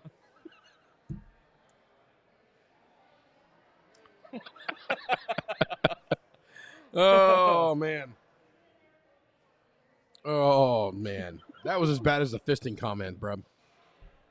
Yeah, blame my wife for that joke. Thanks, Kirsten. That worked. Kiki, you were on point. Let's move on. Let's move on before it gets way worse. Yeah. Because it's going to get way worse. So, all right, so these wood things that are carved out are not aliens. I say papier-mâché, but okay, possibly. Yeah, it is what it is. Have we X-rayed them? Either way, they were obviously made in Mexico. That No. was bad. I shouldn't have said that. I'm sorry. What did you John, say? I'm not taking the put on that screen. I said they were obviously made in Mexico, but I wasn't going to say that. There's a little sticker on the bottom. Anna's over there screaming, "No, no!" Okay. All right. What do you got next? Yeah, Anna says, "See, Jaeger makes everything better." Anna, you're kind of right. All right, let's move on. I agree. So do you think Hollywood's been cloning people for years, or is everybody just wearing a body double? Do you think Hollywood's been cloning everyone for years, or is everybody just wearing a body double? Whatever that means. Let's see what he says. I just made the video about Kanye West and how there's a person walking around that looks like him, but with their own unique features. And if you've watched any of my other videos in the past, you would know the research I've done on Jeffrey Epstein. We gotta review that actual statement. Yeah. Okay. I don't know what a Kanye West is. Well, he's a guy who walks around in public. But there's another person that kind of looks like him, but has his own features. Wearing football armor, padding. Did you hear the guys? The guy said there's a person walking around that looks like him, but with his own characteristics and features. Well, then he's not a very good body double. So it's a guy. It's a guy. It's a guy. There's a guy walking around. A guy who kind of looks like Kanye. And he told the guy earlier that NASA owns the rights to this is the guy to the inside of the this is the guy who told the other guy. Of the pyramids. Oh my God! All conspiracy theories are basically just two guys shit talking. Two guys. It's you and I. It's you and I getting drunk and making up all kinds of shit. Basically, we're the source of all conspiracy theories. Oh, I love it. I want to start being the source of this conspiracy Let's make it theories. happen. Or let's see what That's else why he you says. buy 3 million body bags just to mess with people. We need FU. We need FU money. We need FU. Michael Eisner. Not Michael Eisner. Who? The Disney guy. See, you can't even. I asked too fast. Oh, Bob Iger. Bob Iger. I almost said Michael Eisner. I was a couple of years off there. Yeah. So Bob Iger. We need FU Bob Iger money. Go F yourself, Bob Iger money. Yeah. That's what we need. Unique features. And if you've watched any of my other videos in the past, unique features. you would know the research I've done on JeffreyEpstein. And for whatever reason, he looks like a clone. I don't know your research. But I'm going to guess you Googled some stuff. No, his research includes the fact that, look, he's putting a side-by-side photo with of Andrew the Jackson. actual Andrew Jackson and Jeffrey Epstein. Because this is photorealistic of Andrew Jackson, by the way. Oh, Andrew Jackson. All the way to the point where their scars and wrinkles are in the same exact. David, have you ever seen them both at the same place at the same time? No, because it's the same guy. Okay. All right. I love this. He's sharing. He's like, oh, the wrinkles and creases all in the same place. Oh. Stop leaning on the table, David. I did it again. We almost lost our table again. We almost lost it the again. second time. It's today. twice. No, I'm taken aback by the stupidity of this guy. Well, we didn't even finish the video. Taken aback. Okay, go ahead. Oh, yeah. He just got to start saying stupid shit. We were talking over his Epstein. All right. For a reason, he looks like a clone of Andrew Jackson, all the way to the point where their scars and wrinkles are in the same exact place. Dumbass. Here's a few other celebrities that look exactly like people from the past. Zark Muckerberg. Tell me that's not the same dude. Okay. All right. I got to wait for the delay over here. Peter Dinklage. Who wouldn't want to clone Peter Dinklage? He's a awesome. treasure. He is awesome. But, yeah. Same guy. Yeah, unless he got a haircut and shaved his beard, then nothing at all. Like this Serena Williams, forget her sister, but Serena Williams was also cloned with someone who looks nothing like her. At all like her? I kind of think this one's a little racist because they look nothing alike. Literally look nothing alike. That one might be a little inappropriate. Yeah. John Travolta, that's kind of, all right, that could be John Travolta, huh? Hairline. Okay, I got to wait for it to come up over here. Keanu Reeves. Keanu Reeves is totally a time traveler. And Jack Black is a clone of someone who looks nothing like Jack Black, aside from the fact he has his hand on his chin. Oh, yeah. I mean, that's proof positive right there. They both have their hand on. Nobody else can put their hand on their chin. It's a chubby guy with his hand on his chin. Who does that? Jack Black. And older Jack Black. And another person who looks nothing like Queen Latifah. Again, this guy. Who? It's a clone. You're not looking at the right screen. Oh. He's saying that Queen Latifah is also a clone of someone who looks nothing like her. Which one's Queen Latifah? The black lady. I think they're both black. Yeah, that's my point. They're not the same lady. They don't look anything alike. Well, I'm just wondering. I don't know which one's which. It's not very good cloning. They were still perfecting it at the time of the birth of Queen Latifah. Okay. Is Queen Latifah the old one or the younger one? Oh, Bruce Willis is a clone of a guy who smokes a pipe. I agree with that. That's kind of cool. Except they look absolutely nothing alike. Conan O'Brien. Who wouldn't want to clone Conan O'Brien? He's a natural treasure. Oh, sweet meander, God. I'm sorry, I can hold that in. I've got to wait for. Okay, I'm up. It's caught up. I did not make this up. That's hilarious. I kind of feel like this guy's trolling us now. Is this guy trolling us? I mean, I would do it. And that might be it. He might have taken my idea. I felt like and he was tried serious. to be. He tried to set himself up as somebody very serious. He's just messing with people. I felt like he was serious up until this one. That's good, right there. That's good. I couldn't hold it in. I didn't even watch this part in the video. I stopped. I was like, "This is gonna be a good video." I didn't know how good until this very moment. That's good. Do we have more? Yeah, do we have more? Let's see. Hang on. See what it says. Okay, he's laughing over there. I don't get to see it because I'm behind. I got to. Oh. Daniel. Daniel Radcliffe's in the movie. Is it Weird? Yeah, Weird. The Weird Al Yankovic. I didn't see that yet. Is it good? I haven't seen it yet, but so it was restricted. I can't picture Daniel Radcliffe. I can't picture Harry Potter as Weird Al Yankovic. Dude. But now I can picture him as a Victorian lady. No, I just watched the previews or the whatever the what is the preview? Yeah, preview for it, and I'm like, I'll never think of him as Harry Potter again. Really? He's freaking Weird Al. I want to see a movie now. Oh, I'm gonna go home tonight and rent that movie. I want to see it. I might do it. I'm gonna rent a different video, but okay. Okay, I gotta keep going. He's got to. I'm gonna rent a video and do some laundry. He's got to be trolling us now. Let's see. Okay. Yeah, I like this. It's good. All right. Brad Pitt looks nothing like him. Let's move on. Okay, let's see. Timberlake. That's all right. Unibrow man kind of looks like him. These are all right. We're moving kind of faster now. All right. Yeah, Anna says she highly recommends the Weird Al movie. Good to know, Anna. Thank you. That's there advice. we go. Okay. Totally, Good. So all these celebrities are clones. They're all clones of other people from random old photos. I mean, those two look nothing alike. Some of them Do you think this is all by coincidence? Or do you believe that they've been cloning people for a really long time? I believe it's all by coincidence. All of it. Oh, man. The Ellen DeGeneres was hilarious. Yeah, I couldn't hold great. that in. I couldn't. That was hilarious. That was the funniest thing I've seen in a long time.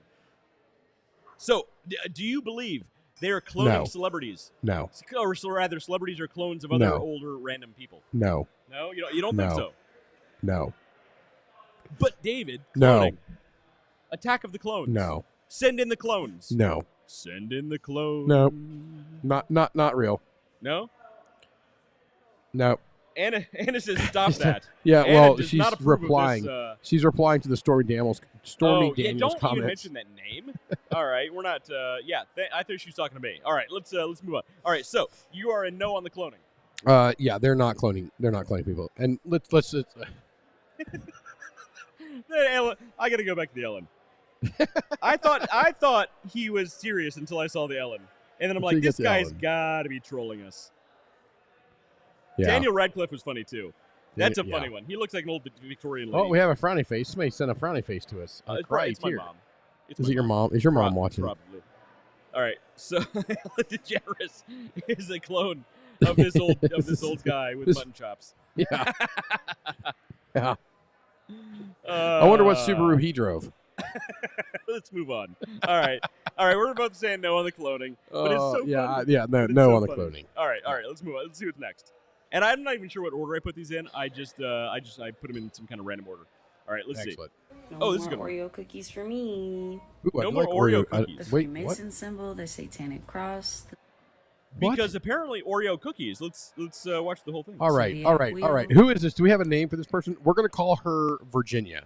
And Virginia out the gate is an idiot. Well, we're seeing her Google search. If you Google search for Satanic Oreo, it's not just a really cool band name. It's also a real actually would be a good band name. 12 rings, 12 apostles, nice Templar.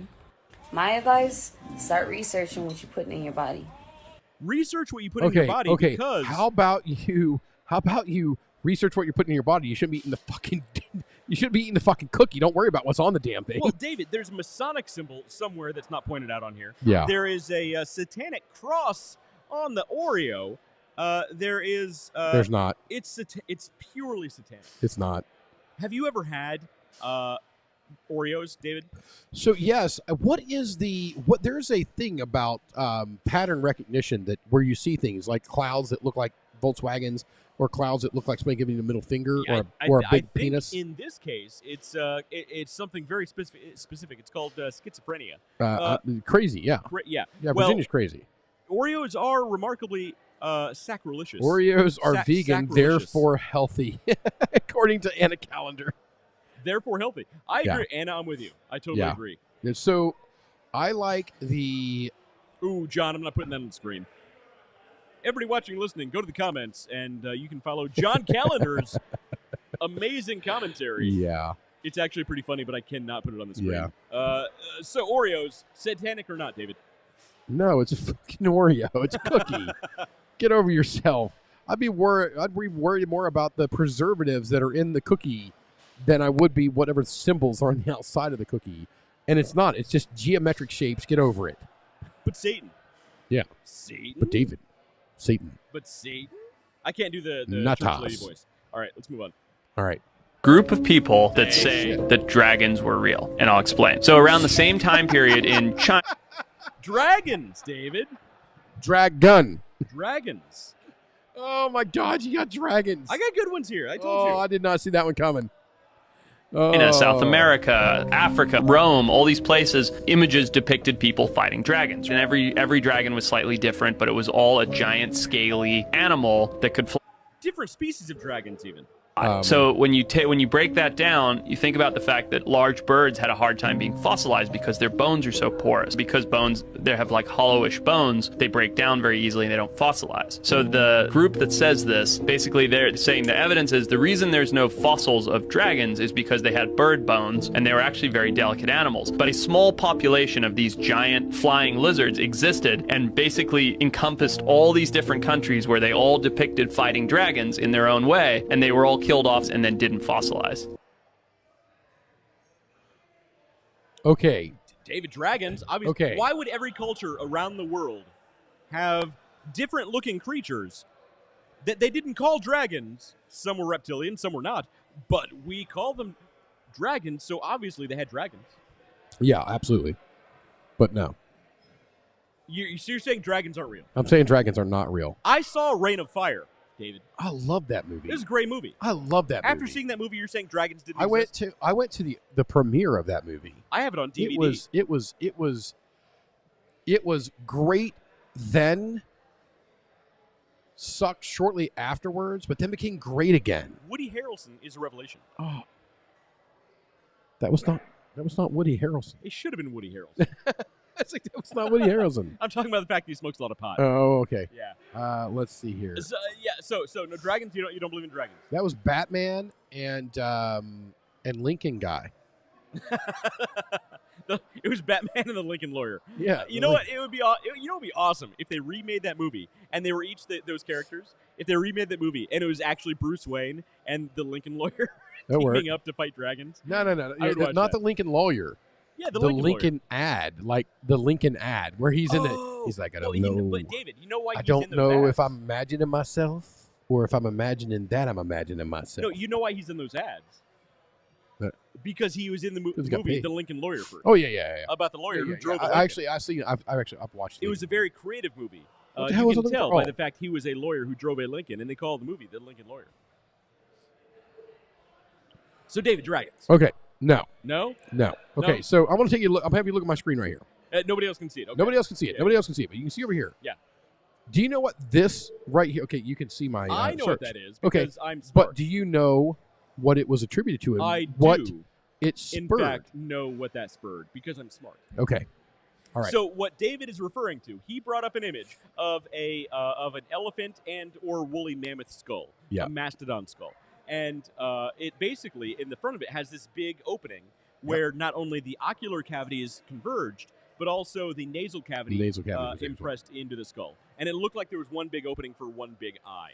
And ancient peoples believed that to be a cyclops skull, a giant cyclops skull. And that's where one of the believed origins of the myth of the giant cyclops from which oral tradition which became a book. The Lion, the Witch, and the Wardrobe. The Odyssey. Yeah, you were close. The Odyssey. Yeah, the Iliad and the Odyssey. Yeah. The Odyssey. I went with Lion, Witch, and the Wardrobe because it was funnier. Lord of the Rings. I don't know. One of those. Yes. But yeah, it was the Iliad and the Odyssey. Well, Odyssey mainly. Yeah. Yeah.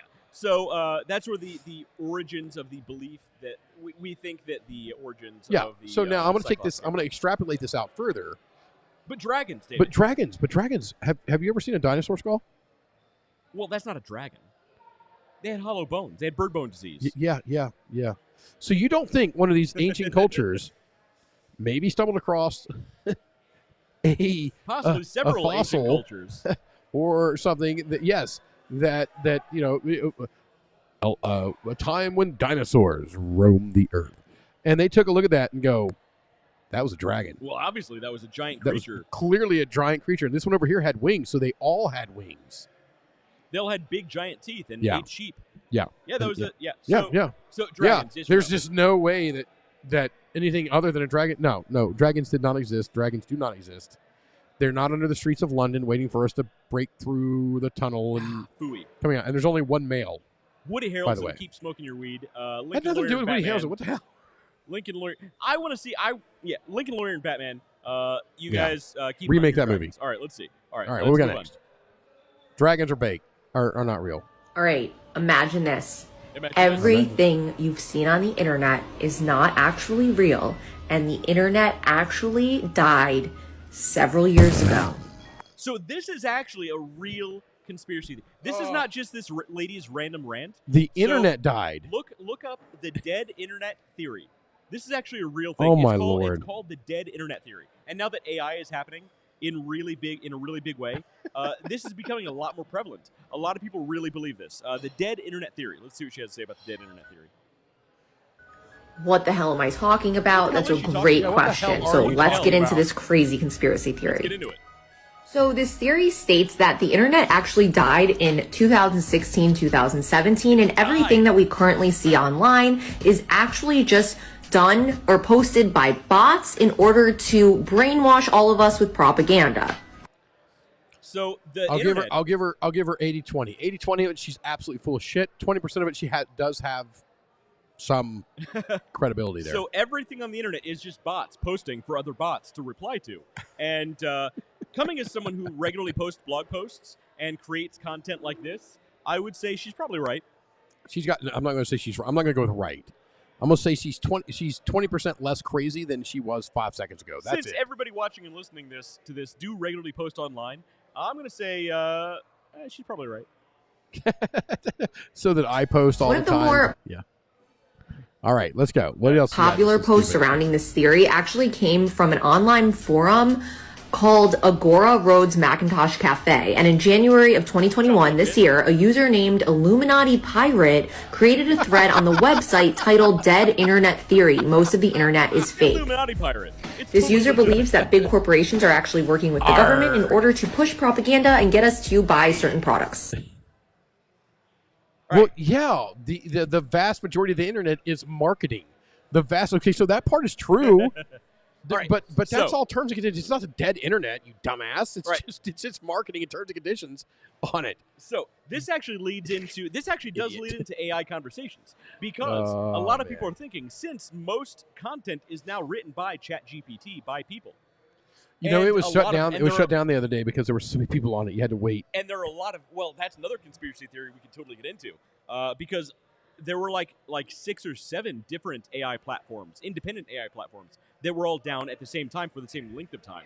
Yeah. We can get into that later, though. Yeah. But so since a lot of the content right now is written by ChatGPT, and there are so many bots online replying to things, a lot of people are saying once AI really hits its zenith, its high point, it will essentially be this theory will come to life. AI will create content, and only other bots and other AI agents will be interacting with that content. So it's AI creating content for other AIs. So, David, did the internet die? No, the internet didn't die. Okay, are we currently posting on the internet? First of all, I don't know sometimes. What the holy F are you talking about? I mean, she's posting on the internet. Right, here's what I want. I want to ask her one question. Okay. I want to ask her one question. What is the internet? It's a series of interconnected computers sharing data between 2 servers, essentially. All right, so tell me how that dies. Even in the post-apocalyptic world of the Matrix. I saw The Walking Dead. Even in the post-apocalyptic world of the Matrix, the internet still worked. Fair enough. The Matrix they had great Wi-Fi in the Matrix. Yeah, they had great Wi-Fi. Everywhere they went, they had perfect connection, too. They had perfect connection, and they kept talking about landline and stuff. I'm like, John Callender says, ask Al Gore. Fair enough. All right, so, David, did the internet die? Taco Bell confirmed my recent changes. Well, I think there's a glitch in the Matrix right there. I'm going to say the internet did die, and this lady is totally correct. Let's move on. No, she's an idiot. Move on. Don't listen to There this is lady. no way that anyone can convince me that this is our normal sun. This and is not before our we sun. go any further, let me just say this video is for entertainment purposes only, guys. Oh, good. Okay. All right. He so, had to add a disclaimer. So It's for he added it in there. entertainment So this is purposes entertainment only. So he can be absolutely insane. Okay, I love it. I like this Take guy this literally, already. okay? Now back to what I was saying. I've been observing the sun and sun gazing for the last Like every 10 day? years, taking in the sun. like and every now day I this look at the sun. since the eclipse is way different. This is the person who stares at the sun a lot. He stares directly into the sun a lot. Since the eclipse. Since Okay. the eclipse. All right. So just to put this in context, the eclipse that just happened here recently. Yeah. I'm driving on because the eclipse is on a Monday. Yeah. And I'm driving over to I'm going through Niagara Falls up into Canada, going over to Toronto. And I go through the checkpoint, whatever it is, the border, and the guy's like, "How long are you here for?" I'm like, "Oh, 24 hours. I'll be back through tomorrow." He goes, "Oh yeah, don't come back this way." Okay. What do you mean? The people traveling for the eclipse. And he goes, "We're expecting anywhere from 4 to 12 hours of backup here." Oh man! I said, way. I said because he knew where I Because lived the eclipse, because yeah. they always check. You know, they always say, "Where do you live?" And you have to be able to match it. Be like, "Oh, well, I live about 20 miles north of Syracuse."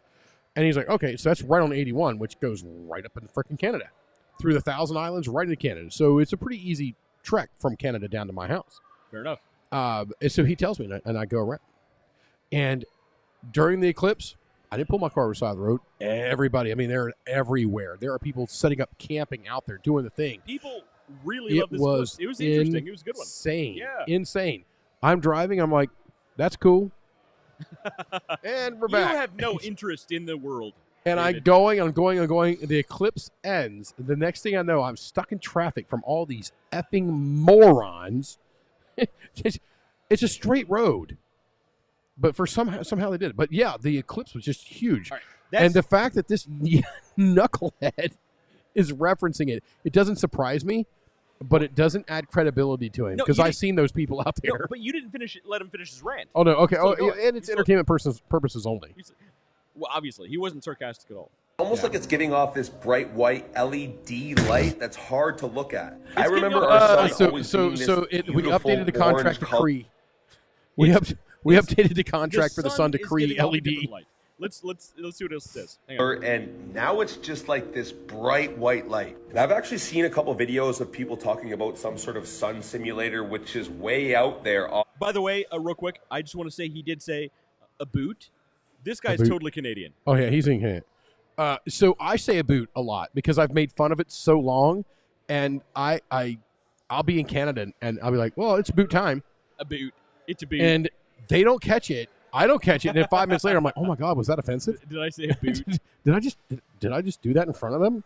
Yes. Screw it. That's what I said. Figure dude. Yeah, start quoting Strange Brew.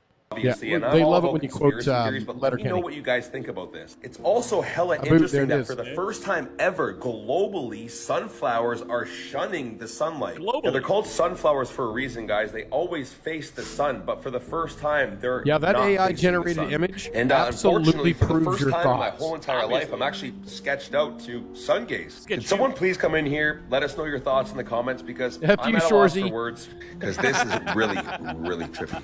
Peace and love. That was a good one. F your mom. That's perfect. So during the eclipse, was the sun replaced? Was that basically No. the simulation's way of replacing the bulb? God was out there. He's like, all right, take us out. Yeah. Was that We the got to simulation's upgrade way this. of Here's this replacing more the bulb? energy efficient. The universe is going green, so we're going to put this They- energy efficient Cree bulb in. They replaced it with CFL. Oh. It flickers. You get this Oh. weird vibration happening. all the time. Bzzz. Yeah. It goes So- out after 3 weeks, even though they say it's going to last 10,000 years. Oh, it goes out man. after 3 weeks. Oh, Thank you, LG. miserable. Or Miserable. GE, Miserable. you jerks. All right. Did No. they replace the sun during They the did eclipse? not replace the sun. Okay. Do you need food or drinks? No, I'm good. I'm good. Cool, thank you. I think I'm good. No, appreciate it. I think I'm good. Cool. Sorry, update Sweet from mother the of from, God, from I the almost waitress. like, hey, do you want to do a cream pie? No, David, no. But it's cream First puff. of all, you don't say that Cream on puff. the internet. Second of all, you don't say that to a waitress. Well, actually, I was saying it to you. It was well, much worse. you especially oh, don't no. say it to me. It was much, much worse. The calendar's out there laughing. All right. Yeah. So I was like, man, I haven't had a Hofbrauhaus cream puff in a while, but I stopped Cream myself. puff. But I almost, puff. it was cream puff. Cream puff. Cream David. puff. Cream puff. Yeah. We did not start that OnlyFans page for a reason, David. All right. So, was the Hey, sun what are you replaced? doing your own time? No, it was not replaced. You're an idiot. You're Go saying away. God didn't replace it with the CFL. No, he did not. All right. He All did right. not. Let's move on. Yeah, this What's guy's that a all moron. about? I don't know. It's all a boot. I mean, it's entertainment purposes. I mean, you could really wrap some tinfoil around that. Right. We forgot our tinfoil. We were going to make hats. Oh, shenanigans! See? This is what happens. I'm not This putting is- that account on the screen. This is what happens. I'm not doing it. This is what I'll happens. put John's on the screen. I'm not putting yours on Yeah, the screen. it's cream pie. Puff. See, I did it again. David. Cream. David. Oh. We're live on the internet. This is a family show. It's a little Debbie oatmeal cream pie. Oatmeal cream or banana cream pie. Could be a banana cream Banana. pie. I love bananas. Yeah. Yeah, that's Let's what it move on. goes. Let's move on. Let's And move on. we're going on. All right. Who is the creator This is a of good the one. simulation? The simulation. Some people say it's aliens. There was a professor at Oxford who wrote a paper about. I'm not saying it's aliens, but it's aliens. Oh, I'm By so the way- glad you had one of these on there. By the way, this guy did a full episode of Joe Rogan. It's actually a really good podcast. I highly recommend that Joe episode. Joe Rogan is the king of I believe everything and nothing all at once. Look, this guy did a full episode. So this guy is not only a physicist, he's also a video game designer. He did a full episode a couple weeks ago on Joe Rogan about the simulation theory. So let's hear what he has to say. Hang on. All right, what we got? This back in 2003 named Nick Bostrom, and he thinks it's future versions of ourselves. So he thinks we're in what we'd call an ancestor simulation. Yeah. Like if we created a game of ancient Rome, they would be like our ancestors in a way. There are others who say it's SimCity, dude. God or pure consciousness outside of the Matrix. So all the religions, not just any specific All religion, but pretty religions much talk all about of them, simulation. have been telling us that the physical world is not the real world, that there's another world out I'll there be damned. beyond this. And so that's yet another I'll be damned. theory of what's outside. He made one really good valid point. No, there. I'm telling you, watch that episode of Joe Rogan. He's still an idiot. Listen to the episode of Joe Rogan. Some of the like comments he makes are like, wow, he's actually really. I'm kind of convinced. That's the problem is when you get the things that can have some tenuous just attachment a hint of truth. Just tenuous attachment to fact or tenuous attachment to something that you can reference back to. Yeah. That was probably one of the that was great. That was a great. If you were selling this, that's what you sell right there. He's still going though. He's still going. This is probable, possible. I believe it's probable, like more than a 50% chance. That we are inside some type. Is that George Norrie? It is. Well, yeah, and as I studied the different religions, I realized that they were telling us the same thing that modern they kind of all computer are. science, He's not wrong. And that modern physics is starting to tell us. They kind of all are. About the nature of reality. All right, so Dave, let me tell you a little bit more about the simulation theory. Okay. All right. The simulation theory basically says it's kind of like a video game where you create this simulated world. Okay. You create AI that doesn't know it's AI. It lives in the simulated world. Yep. Okay. And eventually, the simulation reaches the point to where it believes its entire world is reality. It doesn't understand the outside world. It understands everything inside the simulation, right? Now, eventually, that simulation becomes so advanced, it can create simulations of its own. And those simulations believe they are the reality. And over multiple generations of this simulation within a simulation, it's like Inception. Once you're incepted inside of an inception, at a certain point, there could be trillions of simulations within simulations, but there's only one actual reality. Now, what are the odds that you are that one out of a trillion that actually happens to be the one reality versus the multiple millions or trillions of simulations? It's minuscule. No. Computational energy. Well, okay, so this guy actually explains it in a slightly different way. If you listen to the whole episode of Joe Rogan, here's how he explains it. And it's actually, he kind of backs it up with real science, and I'll tell you how. He backs up the real science, and I'll tell you how. He backs up simulation theory with real science. He does, and I'll tell you how. So wait a minute. He backs up the fact that we're fake with real science. Okay. Yes. Which would also make it fake science. Yes. No, I can tell you in 3 words how he backs up with... All right. 3 words. You got 3 words. Heisenberg, uncertainty principle. All right. Okay, so we're talking about the double slit experiment.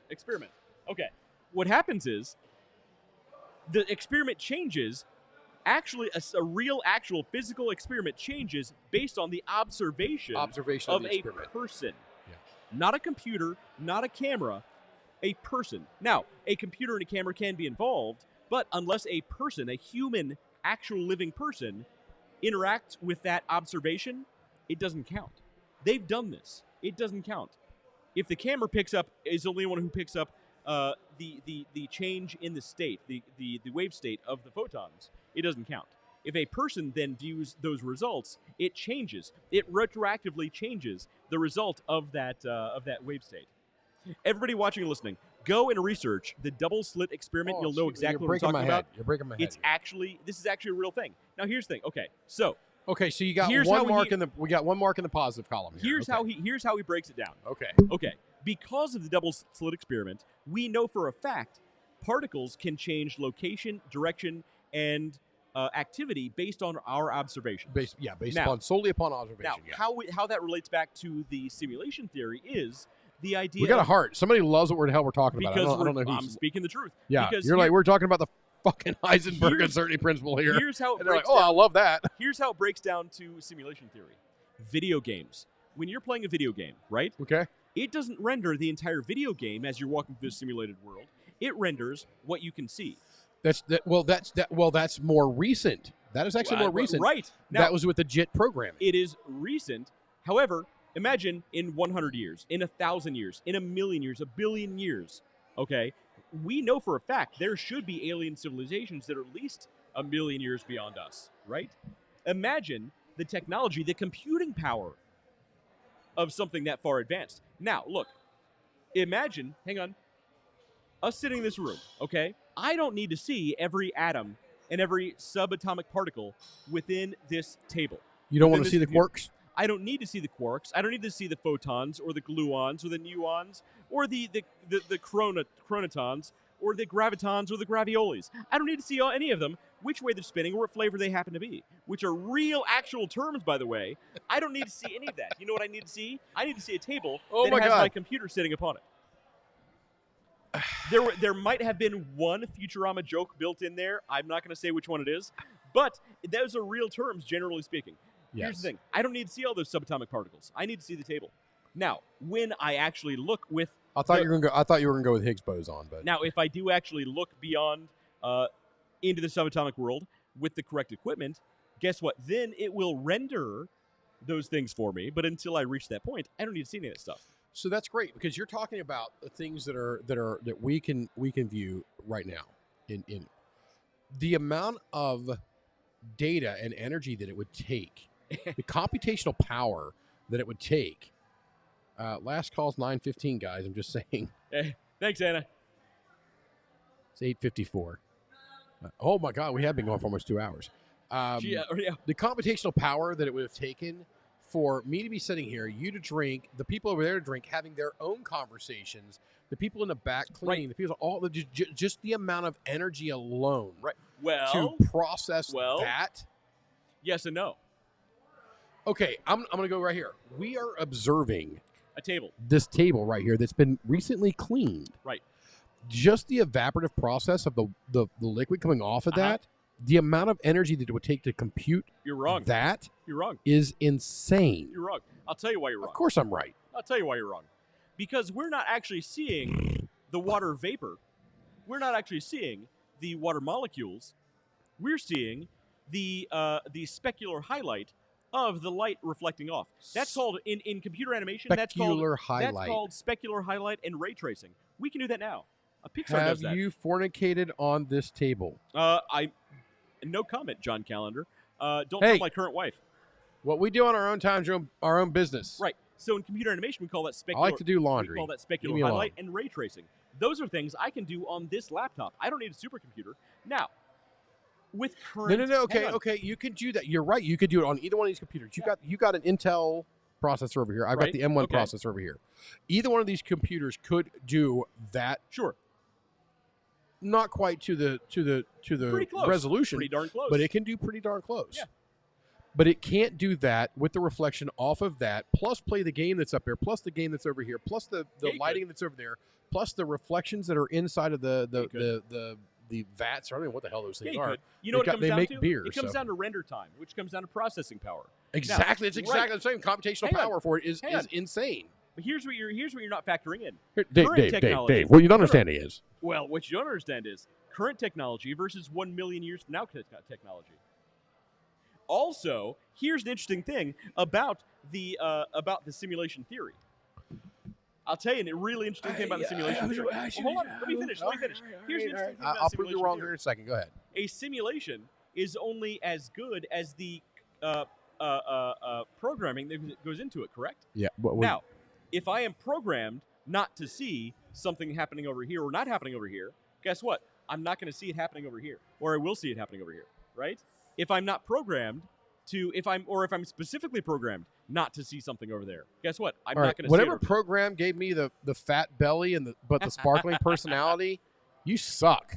And beyond that, I'm going to go even further. I'm going to go even deeper down this rabbit hole. Okay, now let's go with. Are you simulating a simulation? Yeah. Well. Wait, no. Are you simulating a stimulation? I would have reread. Ouch. I would have reread that before. No, John. Thanks, John, for that. So I'm going to go even further down this rabbit hole. All right. Now let's go with the Judeo-Christian belief of a creator who created the entire universe. Okay. You equate that to simulation theory. I call him Juan. You have a creator who created a universe with beings within that universe, right? He can see everything in the universe. He's omnipresent within the universe. He's beyond the universe itself. He understands everything that's happening. He can change the physical properties of that universe. He can add or subtract anything from that universe. Now, the beings within that universe believe they're real. They believe they're tangent, and they can actually communicate with this creator of the universe, and he can actually see them and understand them, omnipresent at all times, under any circumstances. And if he so chooses, he can make changes to that universe according to their wishes or prayers. Now, hypothetically, what's the real, actual kind of difference? Even if we are living in a simulation, guess what? According to the rules of this simulation, we still have to pay taxes. We still have to deal with gravity. We still have to deal with the physical properties associated with this universe. We still eventually our programming will end and we will be returned back into the great matrix of whatever happen to be part of. It's kind of the same thing. Generally speaking, I don't see a real difference between simulation theory and Christianity and or most major religions, like this guy kind of just said. There's really not that much of a difference. No, this is reality. Deal with it. Okay. Sometimes it sucks. So at all these, you're saying no to simulation theory. I'm saying no to simulation theory. I say yes. We actually disagree on this one. Yeah, we've disagreed. We'll always all will. Right, we totally will. All right. The amount of data that either one of us would have to bring to the other to change their opinions on this is just insane. All right, let's move on. Yeah, this is because I think we're running out of time here. All right. Yeah, oh yeah, we're fucking 9 o'clock, man. I was trying to see. We have some viewers out there. Who is the creator of this? I don't know. We're gonna have to do something. This guy's doing a flip right here, and the guy next to him just reaches up and grabs a harness that's right on his hip. Look at this. I gotta pause it real quick. I want to pause it because the funniest part to me. Well, there's several funny parts, by the way. I don't know. But the lady in the background with the hair. Yeah. NASA fakes so much shit. So NASA fakes so much shit. This is real. So you're saying humans didn't go to outer space? I don't know, but I can tell you that hair's got a lot of hairspray in it. Right. I can tell you that there has been this, many times where people have, they're like, oh, this thing here, and they got the guy in the green screen that's doing the movement of the scissors or whatever. Right. But then when they're like, oh shit, we put this ink pen down over here and it fell on the floor. Right, and that's documented. They have doctored so many videos and they've made them all here. But why? Why? Because I don't know. I don't know why they do it. They're idiots. All right, let's keep watching. Oh yeah. Did someone not think that these are basically actual NASA bloopers? It is. Every NASA video is a NASA blooper. And these actually do look like blue screens, by the way. They're not even very good blue screens. Yeah, they're not. They're not very good. We've got to make her hair look like that, right? It's got to be standing up. That's hairspray. Dude, it is hard as a rock. It's not moving. Yeah. It's right. It's like. This is somebody. We must be in space. Look at her hair. Like obviously, there's this thing called hairspray. Because this guy doing a backflip. It would still the have ideology behind it, or the idea behind space, is it has no gravity. Right. Not a upward gravity. Well, it's not that it's so there's no gravity, but there's still momentum. There's still inertia. So when you move your head, guess what? It would flow. It would flow and move with you. It would flow more like it's underwater. Yes. Than as if it was just pointing straight up. Yeah. It wouldn't point straight up like it's so clear. And then we see the people vanish. Yeah, it's coming. We see the people vanish. Gravity just this like is absolutely true. Gravity. This is absolutely goes away. True. It must have found a pocket. Gravity goes away and he fell. Yeah. Right here. Or he got caught up in the harness he's wearing. Here comes the one with senior. Yeah. In the background. Yeah. Holy hell. And it's obviously there's an arrow. A guy filming with a green tennis ball in front of a blue screen. Right there. Yeah, you'll see it. Oh, yeah, I've seen that one too. Clearly, I mean, it's not even. So it's clearly a blue. Yeah, look at that. It's the same guy against a blue screen. Why would and they you can think go that? and you can go and you can go and watch the video of what they were doing there. Yeah. As a NASA video. It's side by side there. Yeah. Why would they fake that? Yeah. There's this water particle. Yeah. Anunnaki told him to do it. Wow. This guy just disappears like close. Oh, yeah, makes sense. He just disappeared off the screen. You see that? Oh yeah. That's I'm good to go. Hey, I got it goes and gone. It's not even. Yeah, it's we not got even back there another green out. screen. He fades out. And this guy, the ones where they're doing that's how I leave it. Like you can see, like it's not even. You can clearly see the artist. It's like if you take your hands right now and look here, grab your it's shirt and you just he's got play. a fucking harness on. It's clear as can be. This one's my favorite right here. The guy goes to reach for. Yeah. What a doofus. But watch their thing at the end. I think this guy's always in it, man. He's the biggest clown. Yeah. He's the worst. Like they got to be like, hey Bob, we got to get you out of here, bro. You're blowing our. Look at this. Let me reach up there. Oh wait. Oh, kung fu. I'm gonna pause it real quick. So we have to. Then we got to expand. So I imagine this guy in the green that's doing this flip Like when they're practicing, they're like, oh, this guy's got the shit, man. He nails every flip and you can never tell, right? So he's like the practice king of flips. But then whenever they go to film it, he gets nervous and he spoofs it up and grabs his harness. Because he is the most he's Ray Finkel. Yeah, terrible, man. He's Ray Finkel. I like that. By the way, I do want to let NASA know. Yeah, we're making fun of you. The grown adult male, their center of gravity isn't in their hips. The center of gravity is upper, more towards the middle of their torso. When they do a flip, it wouldn't be around the hips. It would be around the middle of the torso. Yeah, because you're in zero gravity. It's going to be based solely upon where the center of gravity is. Right. So I'm going to say this is fake. Oh, yeah. I don't know why NASA would fake this. Yeah, I don't know why they do it. I don't know why they do it. It's clear as can be that they do, but we don't know why. So the conspiracy theory would be, why do they do it? Right. I do believe we went to space. I do believe we landed on the moon, but I don't know why they would fake this video. It's so weird to me. But so here's that chain. Yeah. If they're faking this, what else? Why wouldn't they have faked everything else? Obviously, they filmed this in the Grand Canyon. So, have you seen this spot up in Canada? Have you seen a spot up in Canada? That looks like the moon? That looks like Mars. Oh, Mars. Yeah, the Mars things. And they have the NASA vehicles there and I've everything. seen the side-by-side photos of, like, the horizon. I'm like, that looks pretty a close. little bit of filter on the picture. And it's pretty close. Hey, this rock. I love it. They're like, they found an ancient artifact that was proof that there was water once on Mars. Is a rock. Right. Like, next week on Oak Island, Mars. Right, exactly. A rock. A rock on Mars? Yeah. A planet made of rocks? That's how it works. It's a rock. All right, so I think we're both on this. Yeah, this is absolutely true. They're faking a lot of shit. Even though we don't know why they would have faked it. Yeah, we don't know why they're faking it. All right, let's move on. The Underdog told them to. If you remember my previous video on the Himalayan rock salt, and need further proof of our realm's much larger biology, hidden all around us in plain sight, then take a look at this video. It's not just seeing the faces on the mountains or small rocks resembling flesh. It goes much bigger than that. Biogeology, the study of petrified fragments of giants. Now these are theories, but not an exact science. Could have this been the inside of a digestive system of a giant? Now, as you can see the diagram that I did bring up, and you can see the circular folds, and you can also see how identical they look. Now, could have this been the entrance of the large intestine with as erosion shown in the diagram up above? Now, if you look at the diagram of the large intestine up above, and to your left, you see the cave wall. You can see. And Himalayan rock salt is petrified flesh.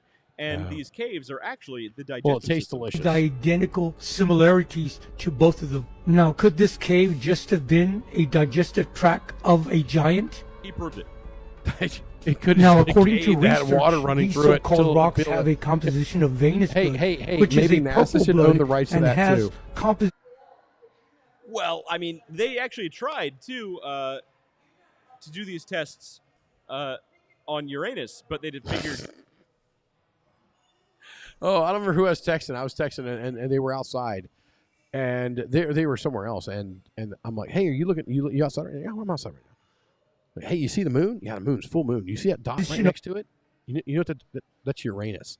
And what was hilarious was it actually was. That's hilarious. That's what it was. And I was like, I've been waiting because I have the Google whatever thing that you do with your camera. You can Google Planets or Google Lens or something. Right. That you can see this. I'm like, I'm getting somebody with this tonight. I'm setting it up. I'm getting somebody with this. Might have been my brother. I don't know. So I've seen these before, and they don't seem to understand how fossilization actually works. Yeah. David, do you believe that Himalayan rock salt is actually petrified flesh? No. Do you think that's how flesh would fossilize? Does flesh fossilize? Flesh does not fossilize. Even a giant flesh? Okay. No, so look here. Look here. Have you seen fossilized flesh? The only time that flesh could have possibly became any type of fossilization, actually, here's the problem: is it can't happen. In order for there to be flesh, there had to be microorganisms and bacteria and things which would have decomposed said flesh. Only at a time when there wasn't flesh would you have the possibility to fossilize flesh. Therefore, if you can't have flesh because it hasn't developed past microorganisms and whatnot of living creatures and animals, then there's no flesh to fossilize. So it's one that leads to the other, and you can't You can't. No, it does. It's not. David, You're an I'm going to idiot. say these piles of red rocks are obviously flesh. Obviously petrified Obviously, that looks like every flesh I've ever seen. Yeah. flesh. Obviously. I mean, I bought a fleshlight. I put it in the freezer. It looked just like that. I mean, look, I saw the movie Inner Space, and that is totally... I did see Inner Space. That's a great movie. This is totally that dude's rectum. Damn near killed him. They get it. That was Martin Short, wasn't it? No, that was Dennis Quaid. Well, Dennis Quaid was in the thing, but I thought it was Martin Short that got shot. That he got the injection. No, I don't think so. Yeah, it's Martin Short. Martin Short? Yeah, Martin Short. No, it was not. And he Martin goes after Short. the cowboy. Okay, all right. What? Now we gotta go. You're thinking of Three Amigos. You're easily You're confused. thinking of Three Amigos. Inner Space. Inner Space, Three Amigos. They're interchangeable. It's basically a sequel. Okay, so it's 1987. Yeah. Fucking Martin Short, man. It was not Martin Short. Fucking Martin Short, right there. Holy moly, it's been a long time since Yeah, I've seen Dennis that Quaid movie. was in there. You got a good memory. All right, let's move on. All right, so I have a weird memory, man. So you're saying no giants? No giants. And you're saying no petrified flesh? No petrified flesh. This guy's an idiot. I have to agree with you. Martin Short, I'm sorry. I did love Three Amigos, by the way. Let's move on. 5G lately? Just another network with improved speed. It is a Trojan horse with a sinister agenda behind it. 5G network uses the same range of waves as the military's active denial system technology used for crowd control. Coincidentally, graphene oxide found in C-19 vaccines is activated by the same EMF frequencies that are part of the 5G spectrum. 5G network's agenda is to hook every single human on the planet onto a worldwide web using nano-sized microchips that can be inhaled like smart dust or injected through the jab. Once it's activated, they'll have total control over your body and mind. But what can we do about it? Sure, not all of us can afford to move off-grid to escape the harmful radiation, but we can invest in something far more valuable, the truth. If you're ready to protect your life and... All right, we're not going to subscribe to your channel. But, David, is 5G another form of mind control? I'm good, thank you. I'll do another. No, I'm good. I'm good. I'll do a water. A water. Water, please. I just ordered water. We're at a beer hydrating. hall. We're hydrating, is what it is. We're being healthy, people. Yeah. Fitness is my passion. Matt Welch. So this guy owns. He says my 5G has worked so much better since I got my COVID I don't know booster. who this guy is. So this guy owns a restaurant. This is my current wife's old friend, and Okay. he owns a restaurant in West Virginia, and Almost heaven. called the Vagabond Kitchen. Okay. And man, you've told me about this. I have told you about this. His place is amazing. So I highly recommend if you're in the We'll say Huntington. I go there all the time. Not Huntington. You got Shelley Webb's in What's Huntington. the other one? What's the other? What's that? Charleston. What's the other one? There's like 3 cities in West Virginia, man. You get Huntington. You get Charleston. You get. See, he can't even do it. Morgantown. No. I tried to think of it too fast. Go to the 3. Vagabond Kitchen and so he says thanks for the shout out about Vagabond Kitchen. Look, I'm Is sorry. that a cigar? I've had Is he too much smoking to drink. cigar? He's a cool dude. So Dude, what cigar is that in your smoked picture? cigars. He's a good guy. What cigar Wheeling. is that? Thank you. My Wheeling. So, Okay. okay. So yeah, hey, out Matt, there. by the way, towards Kirsten will not forgive me for forgetting Wheeling. yeah. Does it like? Is it Wheeling, your? knuckleheads. I was going to say, is it your in-laws? Like, is it that their world over there? So apparently, my in-laws are Wheeling royalty. Oh, by the okay. way, so is Matt. He is totally Wheeling royalty. Shelley Webb says Wheeling. My bestie lives there. Yeah. So no, go to Vagabond Kitchen, and their food is amazing. By the way, Yeah, you have brought up Vagabond Kitchen a lot to me. I have. I haven't been to Wheeling in a couple years. I say Hey, a couple Matt, years, been multiple We years. should do a show from your place. We want to interview you about your business. This guy he's been on. Wait, He's been un on momento, TV shows. por favor. He's all over the place. Do they sell alcohol, and can we smoke cigars? You cannot smoke cigars. I don't think. They do have a pretty good selection of booze. Okay. They have beer selection. I like the I'm- beer selection. I'm generally interested then. And I like the local beer selection too. They actually have really good local beer selection. There's that resort over there, Ogilvy. Ogilvy, that's the one you guys. I go to all the Ogilvy time. a lot. Ogilvy, yeah. My family goes to Ogilvy a lot. Yeah. So my current wife will not forgive me for forgetting Ogilvy. Yeah, All right, Ogilvy so, and Wheeling. Okay. Yeah. All right. So what was the? He says that's 5G. Flor de Olivia, Oliva, nothing special. But still pretty Olivet is cigars, man. I've never had an Olivet that I was disappointed with. No, Oliver's are good cigars. Yeah. Olivas are they're very, very tasty. Yeah. So I got 2 Monte Cristo number 2s. I was in Canada. So I got 2 Habana or Cuban. He says we can smoke cigars on the roof. All Who's right. in the restaurant? David, let's make it happen. Dude, we're let's going do to this. Wheeling. I'm good. Matt, I'm good. I'll be in touch. We'll set a date. Hell 5G. 5G. Okay, so no. No. 5G is not mind control. So they talk about crowd control and military crowd control. I have a speaker down in my basement. It's a specific product. Is the consumer usable product, which is the crowd control product. Yeah. I could put you over here. I could put you 100 feet away over there, 300 feet away, a football field away, hit a button, and I would drop you to your knees. Right. But that's audio. I mean, but you're only able to do that since getting the jab. I didn't do that. Shh. I didn't do that one. I didn't do that one. I did the one that they didn't do because they all had the it didn't have the mic. It didn't have the graphene particles. Graphene particles. That's great. No, this guy's an idiot.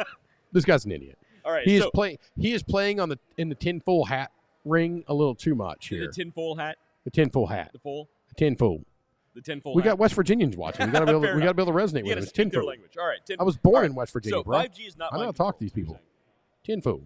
No, it's a communications platform. It's not near as good as what they thought it was going to be, but it's still there. All right, let's move on. We're running out of time to turn off lights on us. All right, so it's not just an ideology, it's an action plan. It's a blueprint to inventory and control all land, all water, all plants, all animals, all production, all construction, all law enforcement, all energy, all food, all information, everything on the planet, including you. Sustainable development. Now, when you see the term sustainable development, of course you think you know what it means, but you really don't know what it means. When you see the term SMART, which is sustainability, monitoring, assessing, rating, and tracking you, there's total continuity between Malthus, a corporate group called the Club of Rome, universities, the philanthropies.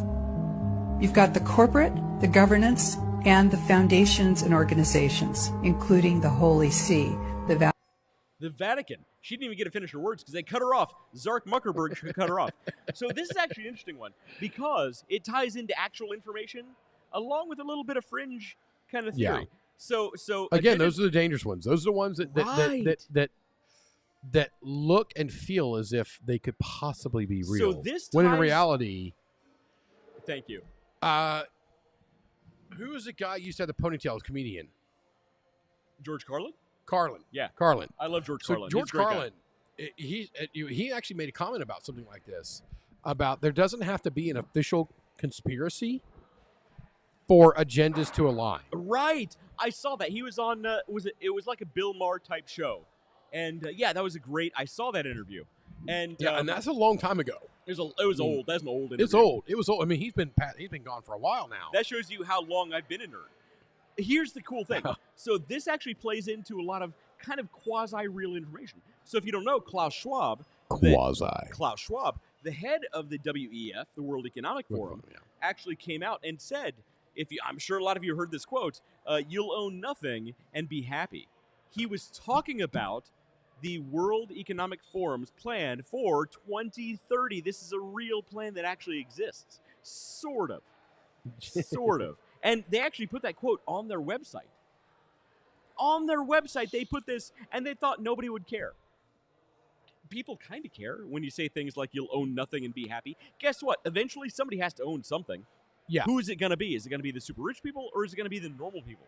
Chances are it's not going to be guys like you and I, David. So I'm going to guess that also corresponds with the billionaires building bunkers. Right. Before 2030. Yeah. And it happened before 2030. So that absolutely makes it factual. She talks about things like the 15-minute city. That's a real thing. That's a real thing that real countries are planning for their population. So that one cracks me up a little bit because, if you go to Manhattan, it's not a 15-minute city. It is not. Have you tried to get anywhere in 15 minutes That's a 4-block city. How long does it take you to get 4 blocks in Manhattan, David? Well, it doesn't take me very long at all. Uber Black, but I I push a button on my phone, and then I get in the car, and it takes me where I need to go. I have yet to do the subway. I have yet to do the subway in Manhattan. I've never been on a subway. I'm like, nah, I'm good. I'll just take an Uber. Well, so David. But no, what I'm saying is, so if you're in Manhattan, and let's say you live in a block here, and then 3 blocks away is where your office is. That's where your commute. Mm-hmm. The likelihood of you getting outside of that like 3 block area is almost zero, because you don't have to. So a 15-minute city doesn't bother me. You want to live it. You want to do a 15-minute city. That's fine. That's great. I still want my car, right? And I want to. And I have to. I mean, I'm 15-minute city. I'm 7 hours from home right now. So you're saying the idea of a 15-minute city isn't nefarious? The idea of a 15-minute in general.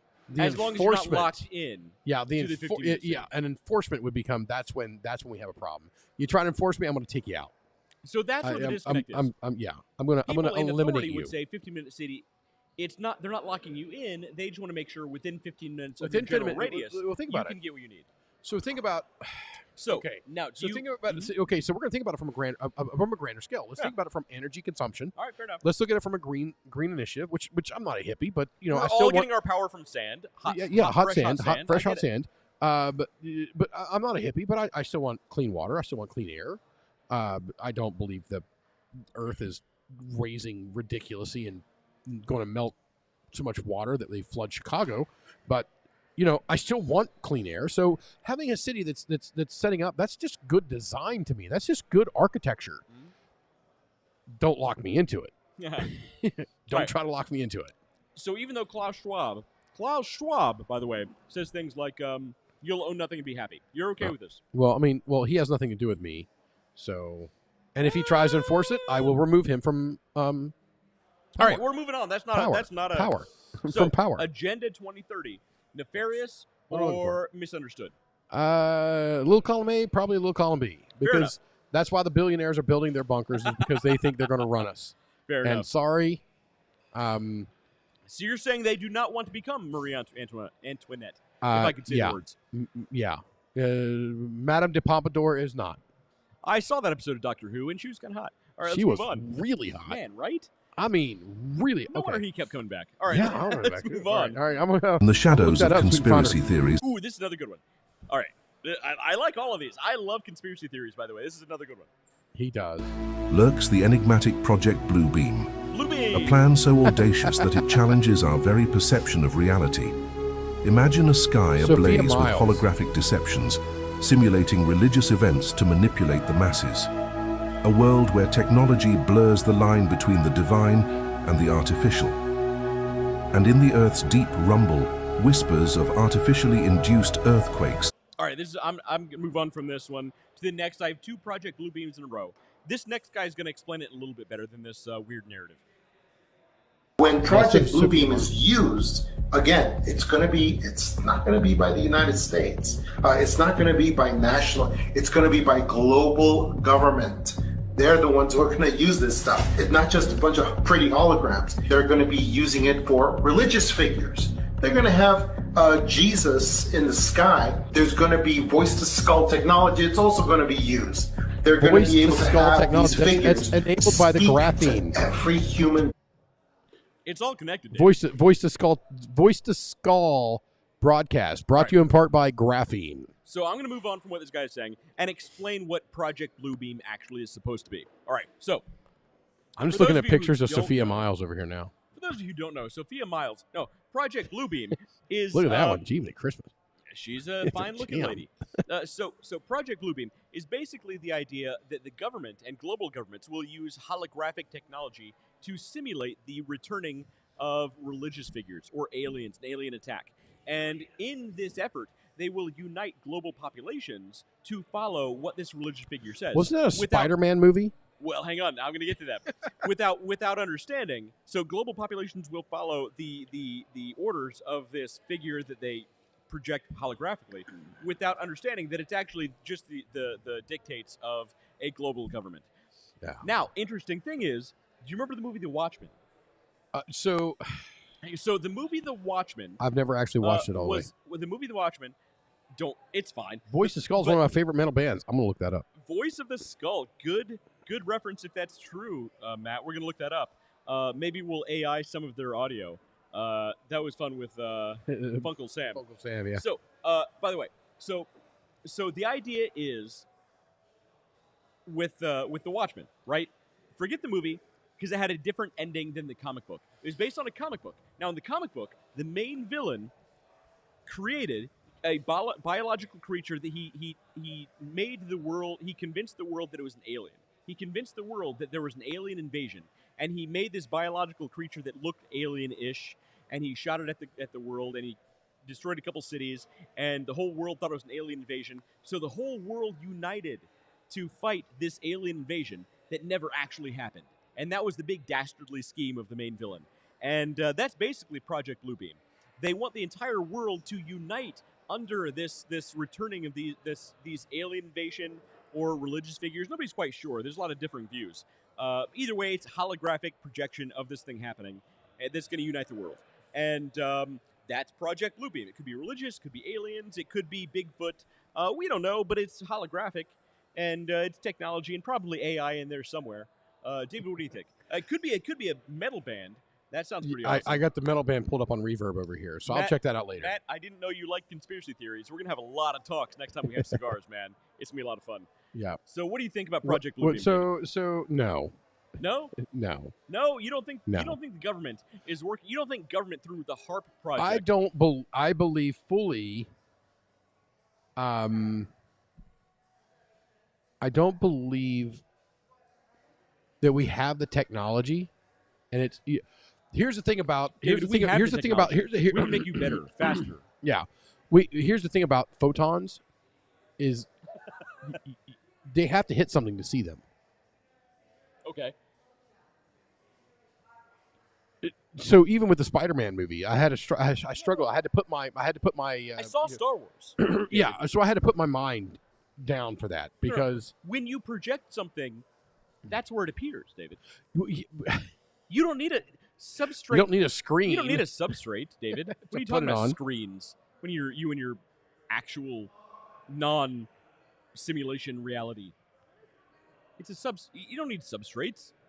You need a hologram. Yeah. Anyway, no. So you're saying no? I'm going with no. Project Bluebeam, no. All right. Let's move on. We're running out of time. They might have a Project Bluebeam, but it's not about making projections in the sky. It sounds kind of nice. Project Bluebeam. Well, I mean, there's a Bluebeam technology. Show me the way. Do. Exactly. Let's move on. Didn't think I got it, did you? I was there. I was all over it. Fat Cake Cupcake. This agency is going to create the vast weapon systems of the future. I'm worried. That is what DARPA does. They're always 20 years ahead of anything that you or I know. So any technology that is like, what the hell was that I just saw and you're not supposed to have seen, that's DARPA. They were doing Neuralink in the 90s, right? They are always doing things 20 years before you know about them because they do what is called blue sky technology. Blue sky research and technology, yes. But the point of this, when you say, is DARPA doing the most advanced technology? Maybe, but maybe there's another organization like NRO. I mean, people forget there are at least 17 intelligence agencies. Catch the... All right. So, David, is there a top secret agency that is developing technology that's at least 20 years ahead of what we currently have available? No, there are many. Right, exactly. That's their job. I genuinely hope there are government agencies that are 20 years ahead of what's publicly published. Yeah.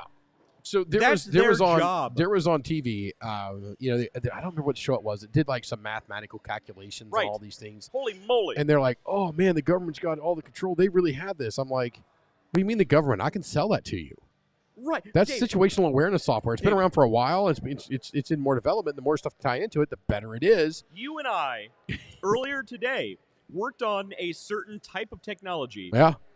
That a company that I'm working on is developing a version of this technology. Yep. That we are not releasing publicly.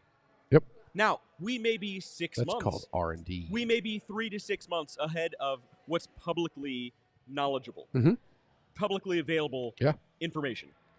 Does that mean So you're building a weapon? Wait. Aliens. Alien. I'm not saying it's aliens. I'm not saying it's aliens. Am I? Today we worked with aliens to build future technology. Is my company nefariously developing a technology that's going to? Well, I don't know. It didn't help the whole time that we were sitting there working on it. You're like, right. It doesn't help that my actual laugh when I think something is funny, I go. Yes, it was just like that the whole time. People kept coming in the conference room like, right. Dude, I was literally is Mr. Smither what's the guy from Simpsons? Is it? No, he's having a lot of fun with his laugh over here. When I watch SpongeBob with my kids, that's how I laugh, and I can't help it.